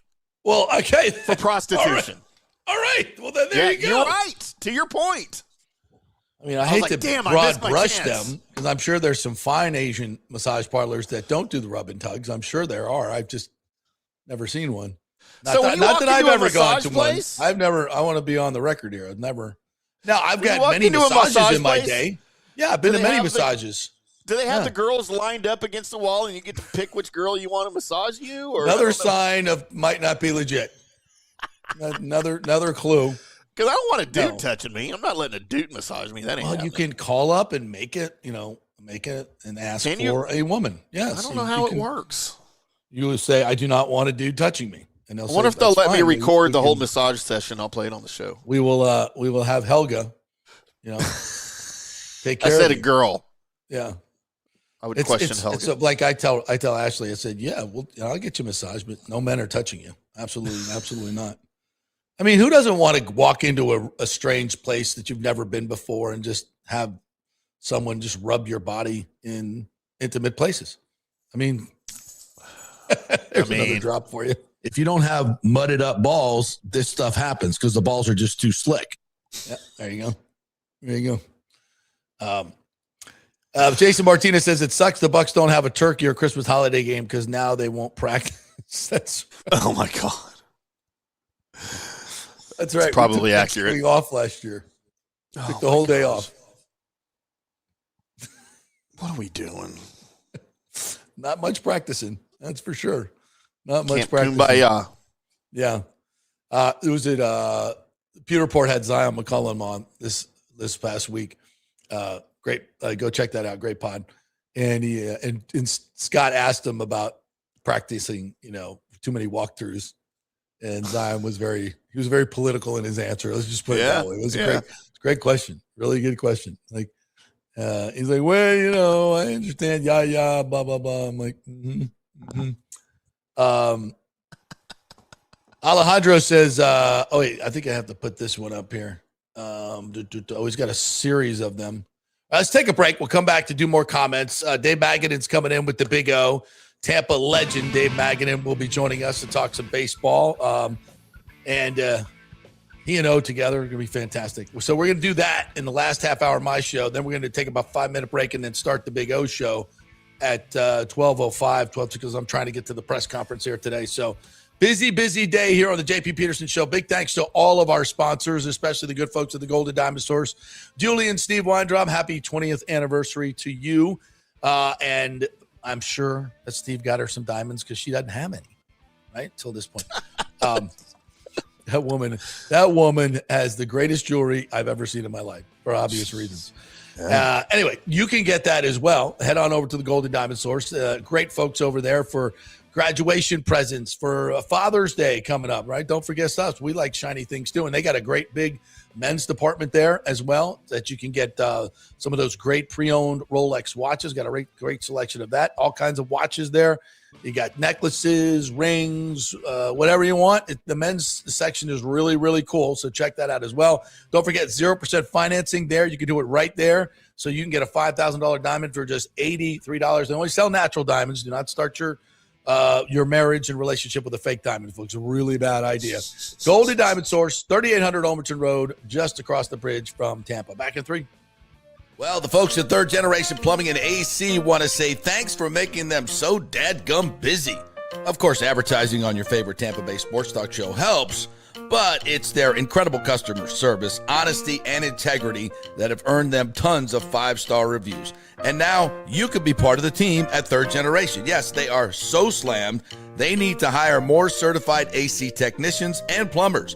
It's a great family business to work for. My buddy John Rodriguez runs an old school family business since 1995. They pay well, give you all the holidays off, and they offer great benefits. No cold corporate atmosphere here. You're part of the family.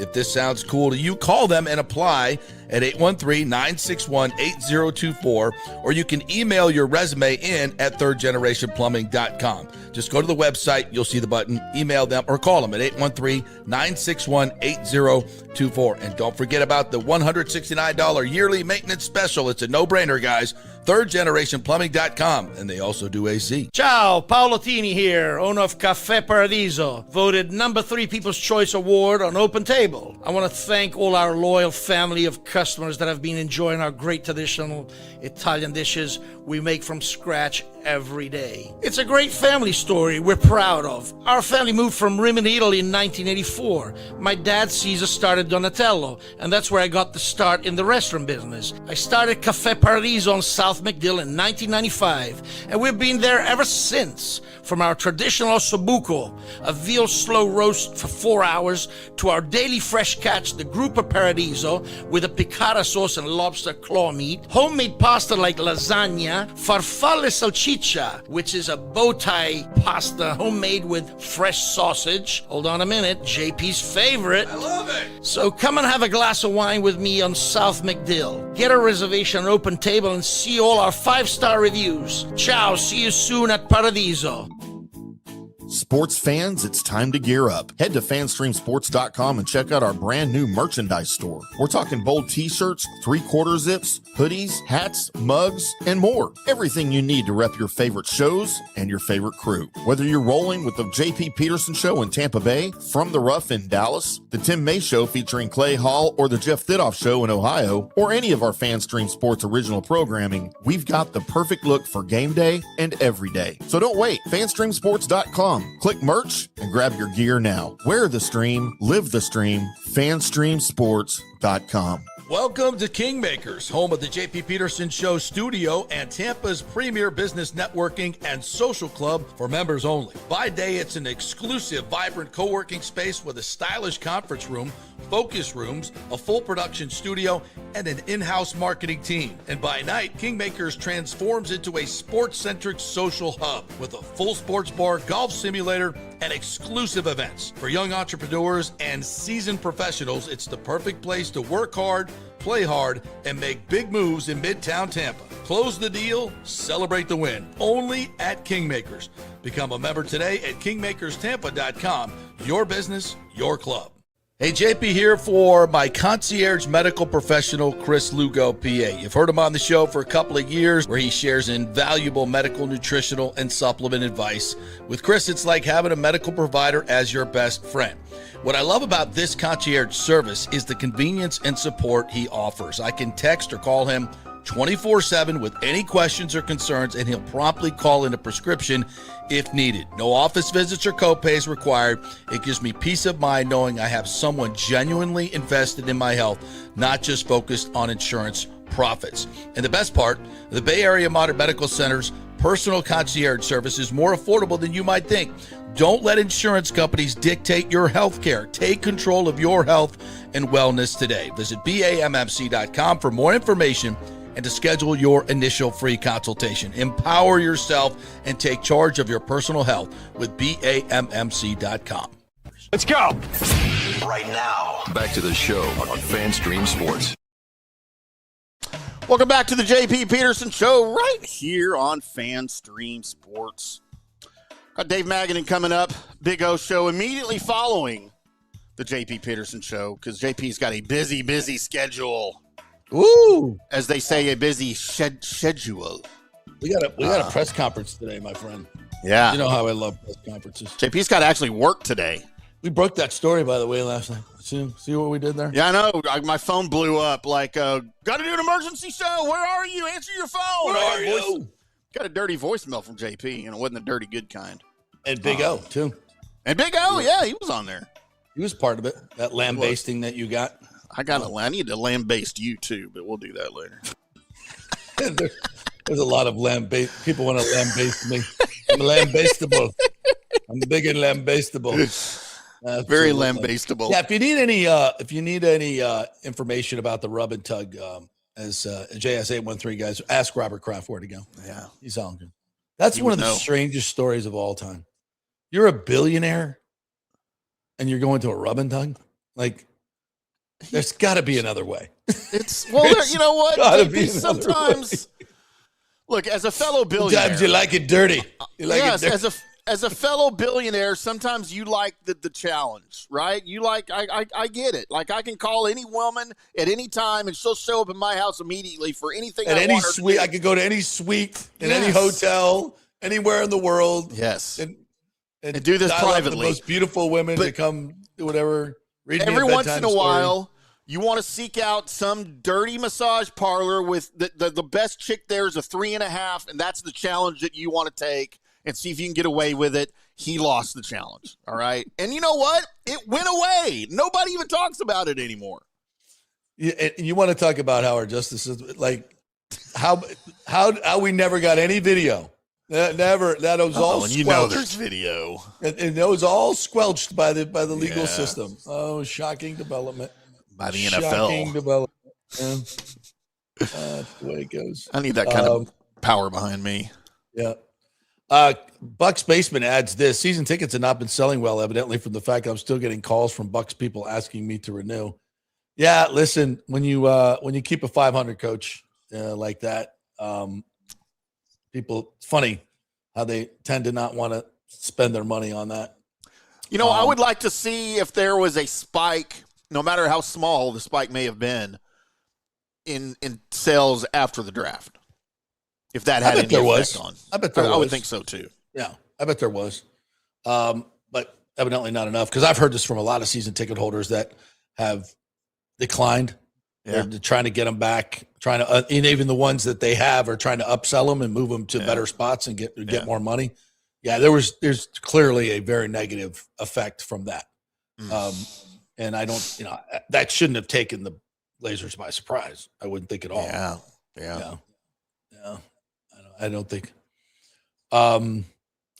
Chris says the video was epically funny. Was there a video? The crowd video? Is that what he's talking about? What videos are he talking about? Maybe the schedule release video. Oh, I thought it was okay. It was bottom 10 of the league's release videos. Yeah. Which one caught your eye? Dude, the Titans one was they up it every year. The Titans by far have the best every year for me. What was theirs?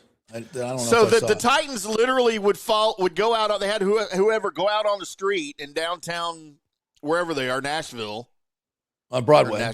Nashville, yeah, they're in Nashville. I can never remember if they're in Memphis or Nashville. They're in Nashville. So they would out on the street in downtown. They would find somebody that looks like either a player or a coach for that team. Like the first one, they have the Jets, I think, in week 1. Or whatever week it was, and they found literally a dude on the street corner that looked just like Woody Johnson. And they walk up to him and they'll go, Woody Johnson, you're the owner of the Jets. Woody Johnson, how do you feel about playing the Titans? And then they would do a side-by-side of that guy on the street and the actual Woody Johnson, and they would go New York Jets week whatever, It was really funny. They found a dude that looked like Jerry Jones because they play the Cowboys. It was really funny. Theirs is great. I didn't see it. I've seen one they've done in the past, and they were pretty good, but I did not see that one. I saw a couple. One was a takeoff on the Simpsons. I'm not a huge Simpsons fan. Yeah, that was the Colts. The Colts did that. Yeah. That was I'm not either, but that was really funny. The Broncos had a really good one with Peyton Manning and his daughter. He's great. Peyton's super funny. Whatever they asked him to do, I'm sure that was good. The Raiders had one that was pretty. Step great. Brothers. I did watch that one. The opening with Kirk Cousins and Fernando. Yeah, that was good. That was good. I did enjoy that one. That was really good. Yeah. Some of them were great, man. And some were just dumb. Rick says someone needs to replace Todd's pregame Kit Kat with a fig and fiber bar. At least give him some urgency. Oh my God. I'm feeling that urgency myself. Bulls started 2-0 for 3 straight seasons. How about that? Yeah. But there has been 4-game losing streaks each and every year, as Bucs Basement points out. It's how you finish, I'm not Chris saying Cole. It's not going to happen. Like Bucs says, how can you discount a 4-game losing streak when it happened every season that Bulls has been the head? I'm not discounting it. I'm just like, it's freaking May 15th, bro. Can we not be so damn negative? That's all I'm saying. I get it. JS813 says nobody likes slick balls. It depends. Thomas says Bangkok massage on Kennedy had all the Channel 8 anchors on the wall. Hey, hold on now. You smirched Bob Height like that. I won't have it. Oh, wait, you meant me? What? Wait, what? You meant news, not sports. Not sports? Yeah. No, that's not true. Already did that. Should be a good season. We just need to coach better and play better, says Joel Forson. Shut up. Yeah. There's the Step Brothers right there. Nice. You guys go check out the Raiders. I hate the Raiders, and I hate Fernando Mendoza, but this one was funny. Yeah. Yeah, they got a new vibe to them, though. They got a new vibe. It's all new. Still the Raiders. Says Tim was at the Asian massage parlor when JP called. I couldn't get out, JP. It's right in the middle. Mm-hmm. Yeah. Sorry about that. Nathan Ellie says no changes being made. People blew up my phone and are calling dibs on the tickets, on the Chicago tickets. All right. Joe Ugenti says Grady needs to do a play-by-play of the Kraft video. I never saw that video. Did it get released? Where was I? Yeah, I don't know. That would be great. First of all, there would be no such massage parlors in Polk County. Grady would get rid of them. None of that stuff going on there. Edwin Diaz for Dodgers caught for illegal cockfighting? Really? Wow. Like, what are you guys, like, these guys make so much money. What are you doing? That's going to entertain you? Wow. Like, what are you doing? Man. It's bizarre. It is bizarre. Bulls started 6-2 last year and still didn't get a happy ending to the season. Says KSA 1-3 guy. Nice. Nicely done. Yeah, you won't find him in those places on Kennedy. I can tell you that. You will not find him there. No way. All right, we're going to take another break. When we come back, the Big O and Dave Maggot are going to join us, and we're going to talk some baseball, some Rays baseball, this small ball thing going on, and all kinds of great stuff. Two Tampa legends are going to join us and talk some baseball. Quick break. We're brought to you by the great folks at Genesis of Tampa. You know, a great way to find out about a company is to do business with them, right? And that's exactly what I did. Went and traded in my BMW to get a Genesis GV70, folks. This is an unbelievable SUV crossover type. Just the luxury, the technology, the value that you get, man. When I get inside this car, I mean, it is absolutely fan-freaking-tastic. And the deal was fan-freaking-tastic as well. Genesis of Tampa, always doing great things in the community. It's First Responder Month, so anything that they sell, they're giving back a donation to first responder charities, which they're always doing stuff in the community and giving back. That's what they do. They sell cars. They sell a lot of them. They're new in the area, relatively speaking, and they want to do business with you. Genesis of Tampa, part of the Murphy Auto Group. So head on over there on 801 East Bears Avenue and tell them JP sent you. Back in 3. Hey, JP here for Genesis of Tampa and the Murphy Auto Group. I think the best way to experience a business is to use that business. And I just did at Genesis of Tampa. Just bought a GV70, a 2023, and it feels and drives all new. It's an absolutely fantastic car. The technology, the comfort, and the price, absolutely outstanding. Frankly, I never thought I could get into a car like this, but they made me a deal I could not refuse. And I also get the VIP service where you can just drive right up, their pit stop service. They'll top off all the fluids, make sure your air in your tires is good, new wipers if you want them.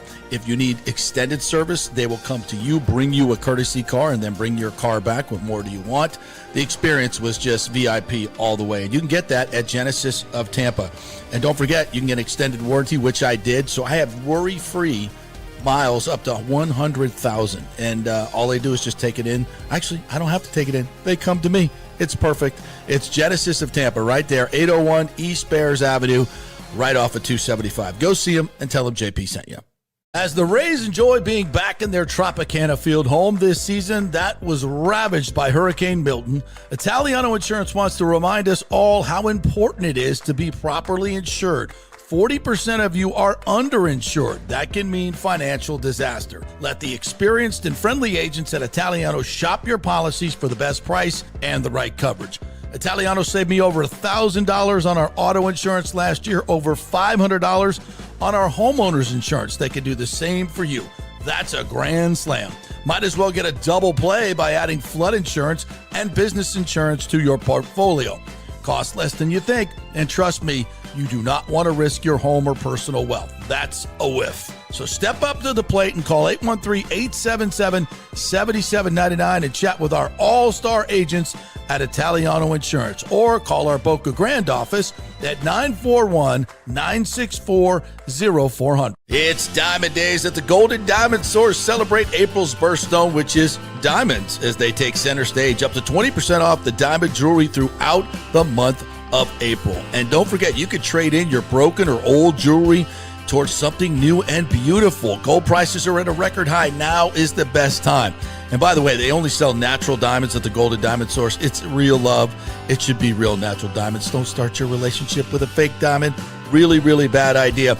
And for the Golden Diamond Source first-time buyers, they are going to teach you all about the 4 C's and all the different shapes and styles. They are able to show you a huge selection of inventory to choose from. And by the way, you can trust them. They've been in business for over 40 years. Don't buy something online. You have no idea what you're getting. 0% financing for up to 5 years. Make sure it's a Golden Diamond Source diamond. 3800 Ulmerton Road. Always online at goldendiamond.com.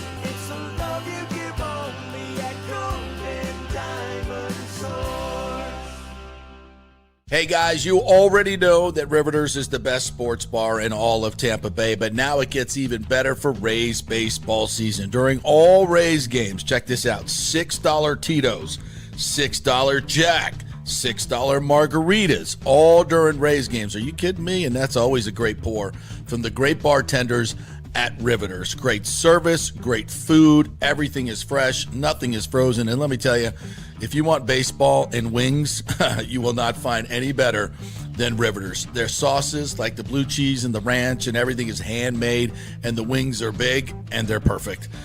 Wings, baseball, Rays, Riveters. It all comes together during baseball season. Once again, in addition to all the great food and service, you get $6 Tito's, $6 Jacks, $6 margaritas. It's time to celebrate. Baseball season is back, and celebrate at Riveters. You know where it is, right there on Dale Mabry, just north of 275, just south of the stadium. See you there at Riveters. Pitch Roofing believes giving back is part of doing business the right way. That's why they proudly offer exclusive discounts to those who gave the most to our communities, including veterans, first responders, seniors, and teachers.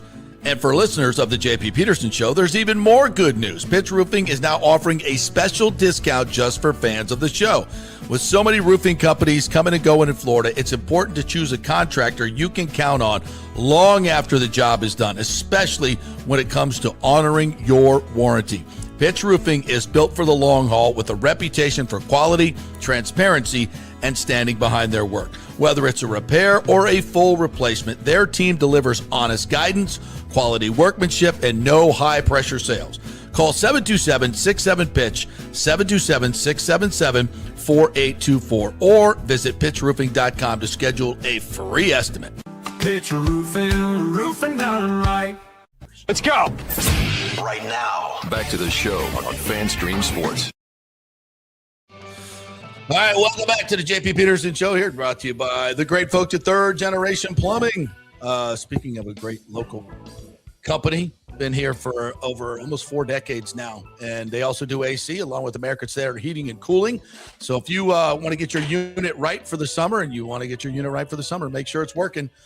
Get that maintenance plan. $169 gets you 2 visits, and they will make sure all of your unit things are working right, and it's cool in your house, and you don't need that emergency service, which will cost you a lot of money. It's at thirdgenerationplumbing.com. Just go to the website, call them, email them, and they'll come on right on over and take care of you. Great folks over there. All right, let's add this camera to the stage so you can, Timmy, if you can pop it up and we can see all the great people there. Oh, there they are. Hello. There they are. The great Orestes Estrada is here, and Dave Magadan joining us as well, a Tampa legend. Local legend. How are you?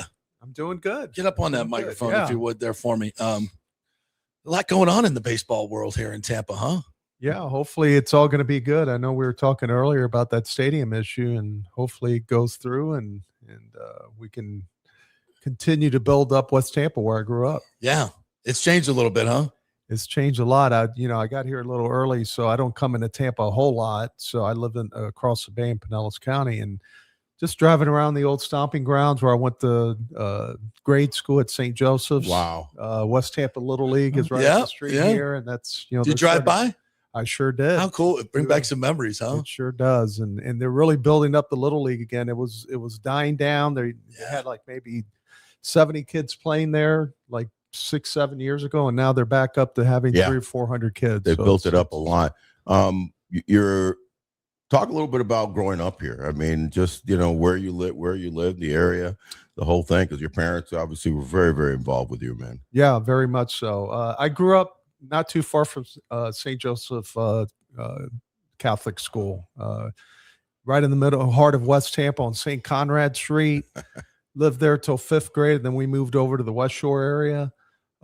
Great place to grow up. The guys I'm friends with today are the guys that I was friends with way back then. Yeah. How neat is that? We had a St. Joseph Catholic School reunion of our 76 class, and we had 43 kids in that class, and 25 of them showed up for the reunion. Wow. So because they all stay here. They stay here and live here. A lot of them stay here. And some people flew in for it. Yeah. So there were people that I hadn't seen since 8th grade. Right. So it was pretty cool. That's neat. Not a lot of like, middle schools do that type of reunion. I mean, high school, of course. Yeah. But that goes to show you the power of community. And we're starting to see that again, Max. I mean, it just seems like it's circling back. And for those who don't know, because there's a lot of people who don't know the history. Let me do your bio here. I'm supposed to do this before you start talking. I'm a bad host. Jesuit High School, Selected by the Red Sox in the 12th round, but you didn't sign, right? No. American Legion World Series, named MVP when y'all went to Richmond, brought that home. Then went to Alabama. Not too good of a hitter there. Only hit .525 in the SEC. Jesus. A College World Series for Alabama in 83. And then went on to your pro career, selected by the Mets, 32nd overall.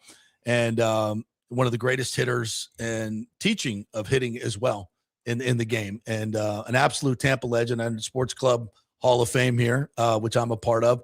So it's great to have you in here. And you two guys are going to talk baseball here for the rest of this show and then on your show. And so we're so happy to have you in here. Yeah, he's special, man. And, and it's kind of the legends of this Tampa Bay area. I'm a Miami guy, but came here so young that I really started getting involved with who was who. Yeah. And he was in that group that was coming out in the 80s that are still, super legends. The ones before that, the LaRussas and the Pinellas, of course, but, that Freddie McGriff, Sheffield, Dwight Gooden, Magadan, Louis Gonzalez. When I was growing up in South Florida and we had a huge baseball and we heard of Dave Magadan. We heard of all these guys. And because we played against the guys from Miami, we played against guys from Tampa, American Legion playoffs, Colt League, Pony League. We knew these. It's this pre-internet, folks. And but when you would through the grapevine, hey, there's this kid in Tampa, Magadan. You can't get him out. Right. You can't get him out. Basically. Yeah, it was an incredible time to grow up playing baseball.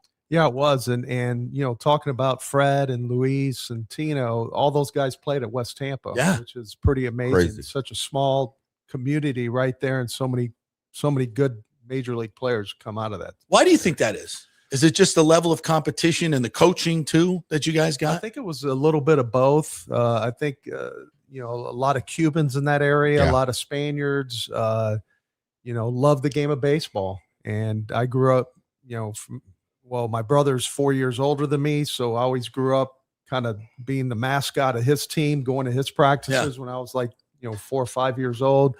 My dad was a coach of the team, so I kind of played with those older kids growing up, and that makes you better. And we play year round. We had the weather here to be able to do that. The love from the parents leaking down to the to all the kids and all that, and it's just it was a great atmosphere. We played year round, which was pretty cool. Even though we were playing basketball and football and those during those months of those sports.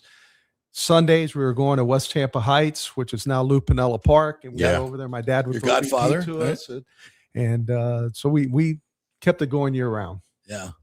It's when I think back of all the talent that was in there, it's kind of similar to where we were growing up, and it was always the influences of the Major League Baseball players would come back to the park, and they weren't getting paid. They didn't have private coaches, believe it or not. They had private coaches, but everybody just showed up at the ball field and go hit in the cage with whoever was there. Yeah, and let's not forget about Al Lopez. Al Lopez grew up in the West Tampa area, and that was kind of our first local to make it to the big leagues. Obviously a Hall of Fame manager. So we kind of looked up to those people. I looked up to Lou, Tony La Russa, tried to continue that on with when we started playing. And then, you had guys like Freddie and Tino and Luis that were part of the mix. And it was just a great time to grow up in West Tampa. And the coaching, again, was phenomenal. I mean, when you think of Pop Cuesta in the area, Permui, guys that were there for 40 years, so the consistency is kind of the big thing that I think in a particular area for a particular sport. How consistent can you stay with the same coaches? We had it down in Miami, you had it in South Broward. They definitely had it here as far as the impact of these coaches. You can think of Ziggy Reed, with Hillsborough. So it was the Black, white, and Latino community. We were all getting, we're diversified, but yet same coaching. Yeah, and one thing that kind of was threaded through all those guys is that they were very selfless. I know my high school coach, David Kent, he was all about getting us to the next level. And he was very selfless about that. He promoted us. He got scouts to come to the games. I think if it wasn't for him, I probably wouldn't have got drafted out of high school or gone to Alabama. Get scholarships. I think that went down in the late 90s and into the where no longer was it about the high school coach in baseball. I'm sorry, I'm going to say it, but it wasn't about trying to get your kid a scholarship, half scholarship, Division II. Forget about Division I. Just get them, going. I think that era was more prominent about that. Absolutely. And like I said, I wouldn't have gotten that scholarship to Alabama if it wasn't for David Kent. And he's the one that picked up the phone, called them, hey, you need to come see this kid. He's a good player. And winning is nice, right, Mags? But at that level, pushing the kid and getting him to the next, Yeah, and I'll never forget it. To this day I still talk to David Kent. Do you?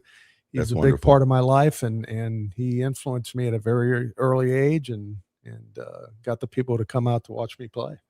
I want to connect this to what's going on with the Rays Stadium here, because I think it's really cool. And I know this ownership group loves the historical part of baseball in Tampa, which you're such an integral part.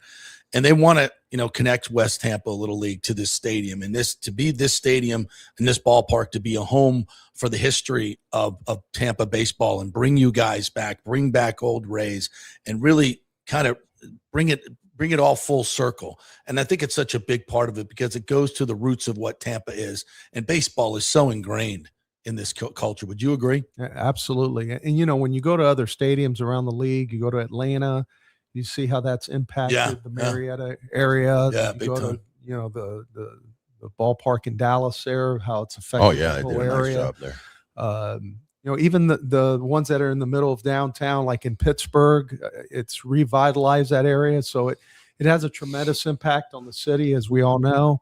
I'd hate to lose that. Yeah. Hopefully it gets pushed through, because, to have it right here in West Tampa, it'd be phenomenal. And you'd come back, right? You'd be celebrated. Right? Absolutely. Okay. Yeah. Well, invitations in the mail. That would be they will. Yes. And that's one of the things I'd like to see, once this thing gets ushered in and stamped properly, to see. I know, Freddie's with Atlanta, and different guys, Tino's still tied with the Yankees and stuff, but still bring them back Tampa's for home. Something, and celebrate not just West Tampa baseball, which is legendary, but all throughout the Tampa Bay area, really, even going over the bridge. I do want to ask you, because I grew up we're the same age, and you're close to. We didn't have Major League Baseball. We had spring training. Yeah. We jonesed for spring training, right? Yeah. The Reds were here. I'm sure you would go and try to watch that with your dad and your brother, Joe, who was a heck of an athlete, by the way, a really good athlete at Jesuit. Joe, give him a little shout out. Outstanding basketball player. Played basketball. Played baseball. Yeah, he was a stellar basketball player. Nice. So was this guy. Yeah. Even though the best. So was this guy. Yeah, I was too. But the best basketball player in the family was Lou Piniella, by the way. Yeah, that's right. Who set records. Well, and that was back when you guys could play all the sports, and it made you better at baseball, right? Yeah, and in a lot of ways, the coaches now, they don't want you to play. Right. Well, not allowed. Yeah. Not allowed. That's crazy to me. I think you need to play all the sports. I think every sport gives you a different mindset. And travel ball has burnt out a lot of kids. It has. I mean, my nephew played travel ball for, 11 years. Right. And they were playing 60, 70, 80 games. Traveling, going, weekend. Triple headers. Yeah. Crazy. Instead of mixing it up. But I do want to ask, your thoughts about when there wasn't baseball here, and how did you look at, I mean, we just had Ted Turney pass away, wasn't a whole lot of games for us, but what was your thought of Major League Baseball as a teenager? Well, I was very fortunate having Lou as my cousin and godfather.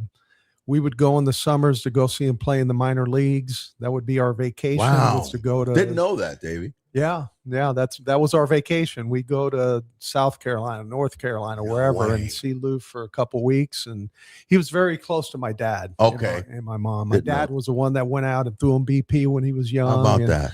So that was our vacation growing up. And then eventually when he got to the big leagues, we went to Kansas City to see him play. When he first started up. And then we went to Washington to see him play the Senators, got to see Ted Williams. He was the manager of the you never told me this story, man. That's phenomenal. So it's pretty cool. had a lot of fun getting lost in these big cities. Right. My dad refused to ask directions. Typical Tampa guy. No GPS then. Get the map Latino, out, right? Typical McNally, right? old hard-headed Spaniard. There's going. one good story. He took Lou. They had a day game, and we were at a hotel, maybe 20 minutes from the field.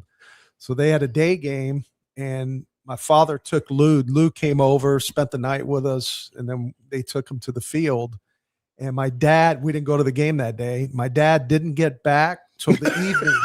He got lost getting back driving around DC without asking anybody in DC. Yeah, no. Ended up in the hood. Yeah. And he's like, And our way of seeing the sights in DC, we never got out of the car. We would drive by the Washington Monument. Hey, see it is. There it is, Davey. And then we keep going. you saw it. Yeah. So tell me about the beginnings of the Marlins with you two guys. What was that like playing in some of the – you played in out in Denver in front of 80,000 at Mile High Stadium, and then probably, 60, 70,000 at what was then, I think, Joe Robbie Stadium, right, when you started? What was that like? Yeah, it was great. Well, my first memory is spring training in Cocoa Beach. Yeah, Vieira, basically south of that, Melbourne. Yeah, so playing in that old stadium. Yeah, actually, I think we did start in Cocoa Beach, and then we moved down to the. You're absolutely right. Right. Yeah, because it wasn't finished yet. You're absolutely right. Yeah, playing third base on that field there. Yeah, it was terrible. Just holes all in the infield there. Yeah. You're basically like a hockey goalie. Yeah. But for me, it was a great experience. To this day, when I was maybe not to this day, but when I was still coaching and we go down there and play the Marlins, there would always be fans there giving me a shout out. And so it was pretty cool. And getting to play at home or close to home was really cool. Getting to play with O and the Jeff Conines, Walt Weiss, and it was and we were actually not too bad. No, we were not a bad team, man. A couple of more arms maybe, that would keep us in some games, but we had some bats. The one thing that I remember, and you and I have talked about this, the caravan that we took prior to the season, bro. We took this caravan and they took us throughout the whole state, and just threw us in front of people. And remember that we went to, Daytona Beach? I think it was.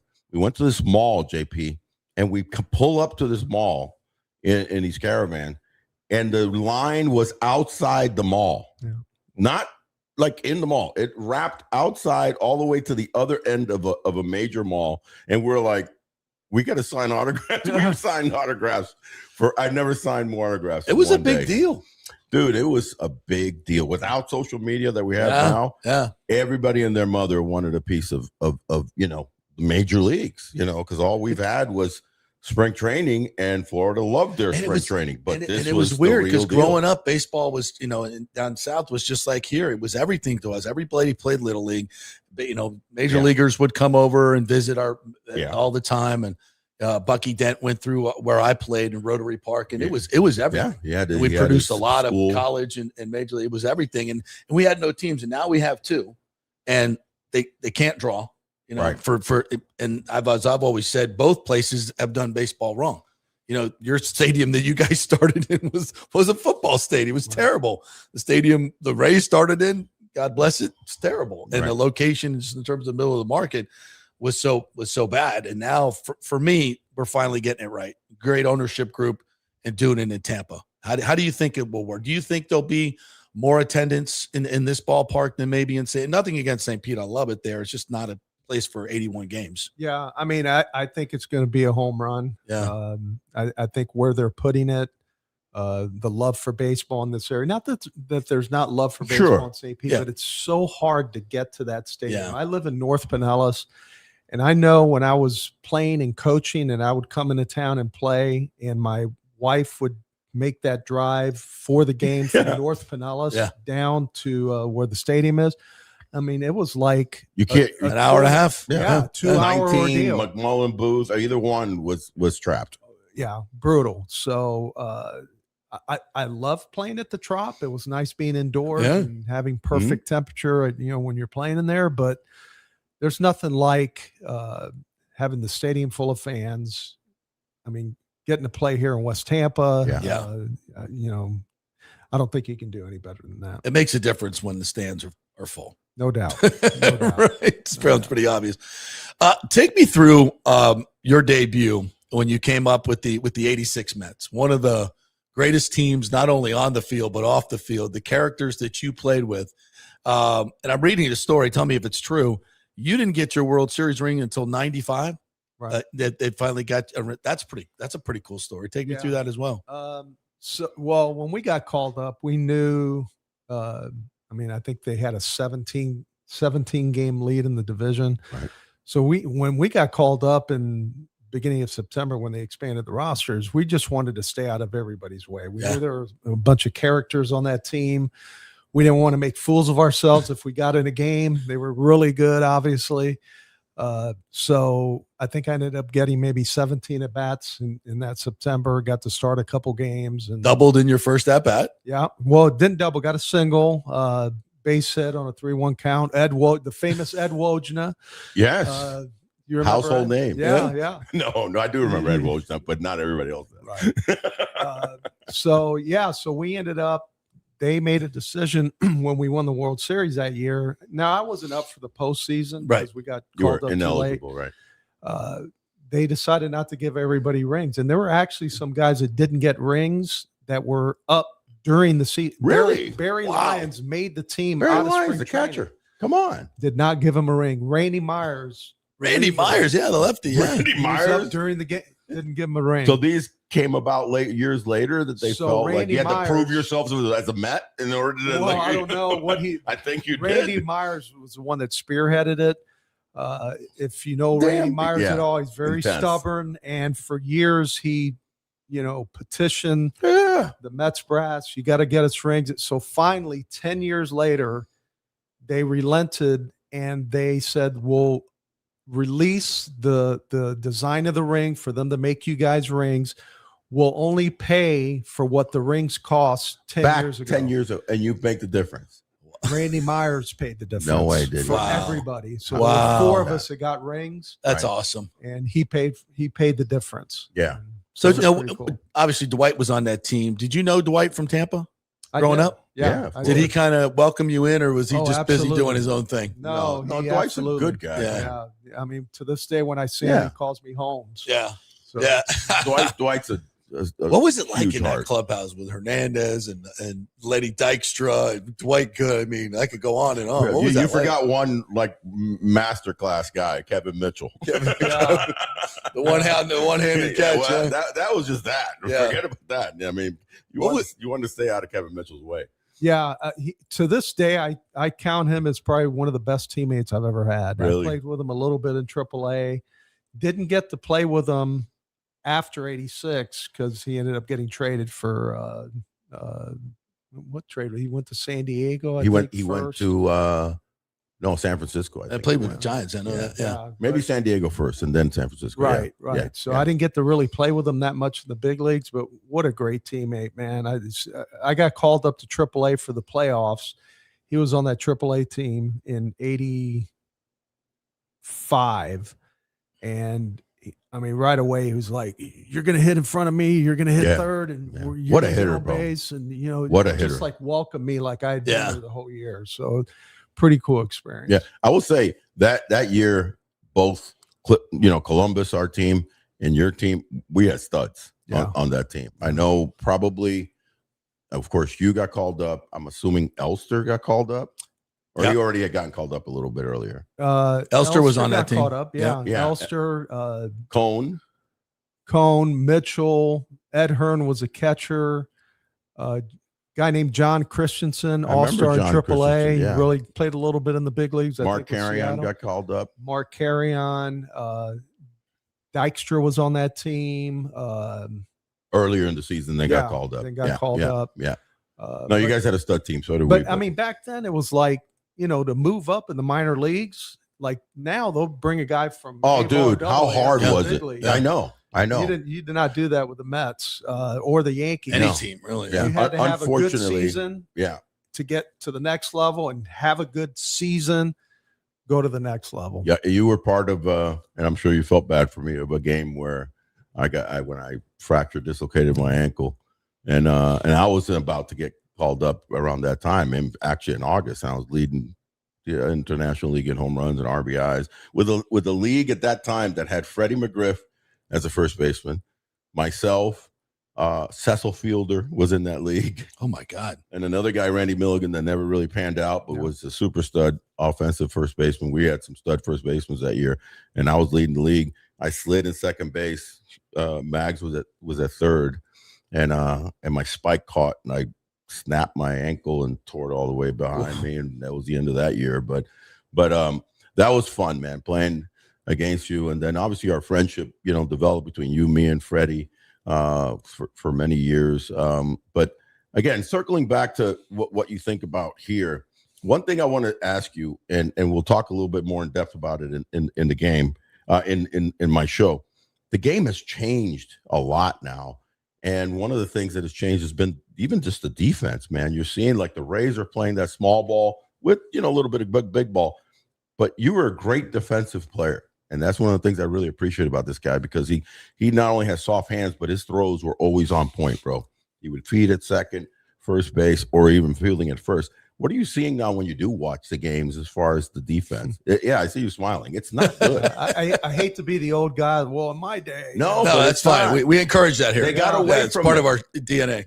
Hopefully it's going to come full circle. They're forced to become full circle. I think it's gotten to the point. In my last year coaching was 22. I think it was starting to become unwatchable. Yeah. Like just to see so many swing and misses and guy, waiting around for the 3-run homer, and it was so frustrating. The off-season hitting coaches, which were a bane in my existence as a major league hitting coach, and having to run stuff by a high school coach and wherever. Well, here's a video. Here's what he says. Yeah. And crazy stuff. I always said the best job in baseball is the off-season hitting coach. You don't have to worry about offers, 94-mile-an-hour sliders, organizations up your back. Why is it this guy hitting? Well, his personal hitting coach, his guru said. Yeah. So that was, and I tried to bring those guys into the fold. Right. I had to try to make them part of the conversation. Like, sure. Hey, you're with this guy for 4 months in the off season. What do you see? Maybe I don't claim to know everything about hitting, but what do you see? And let's talk about it. To a man, they never wanted to be a part of that conversation. They just wanted to be the good cop. Yeah. Right. In the off season. Right. Oh man, that looks great. You're flipping balls underhand to a guy, and oh man, that looks great. Wonderful. Get that launch angle just right. It's perfect. Look what you are on the Rapsodo, man. Your exit velo is 110. It's what is it when a guy's throwing 98 at the top of the zone? Matters. Yeah, it kind of matters. Yeah.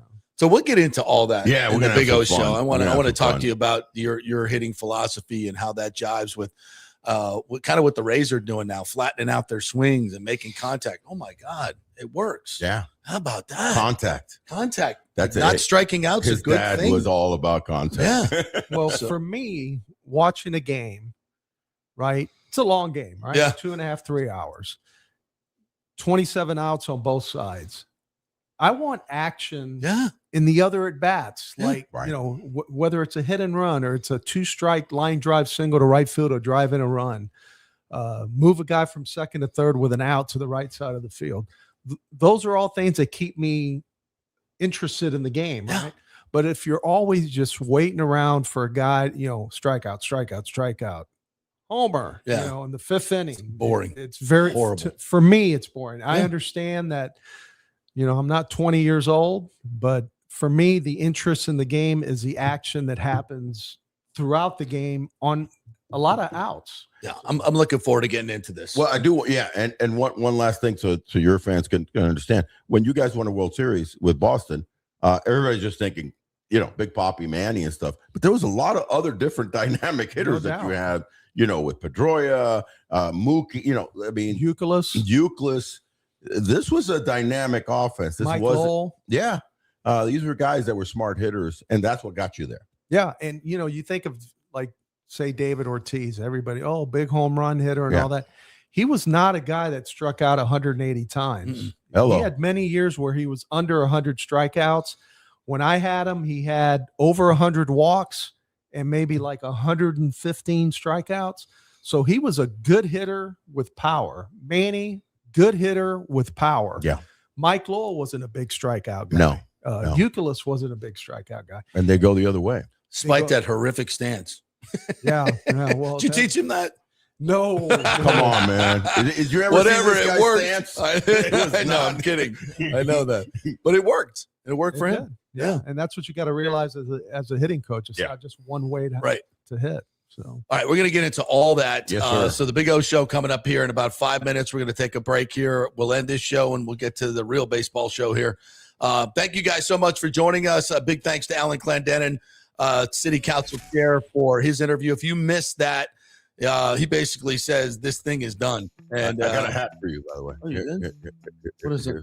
That? The MOU. I earned this bitch.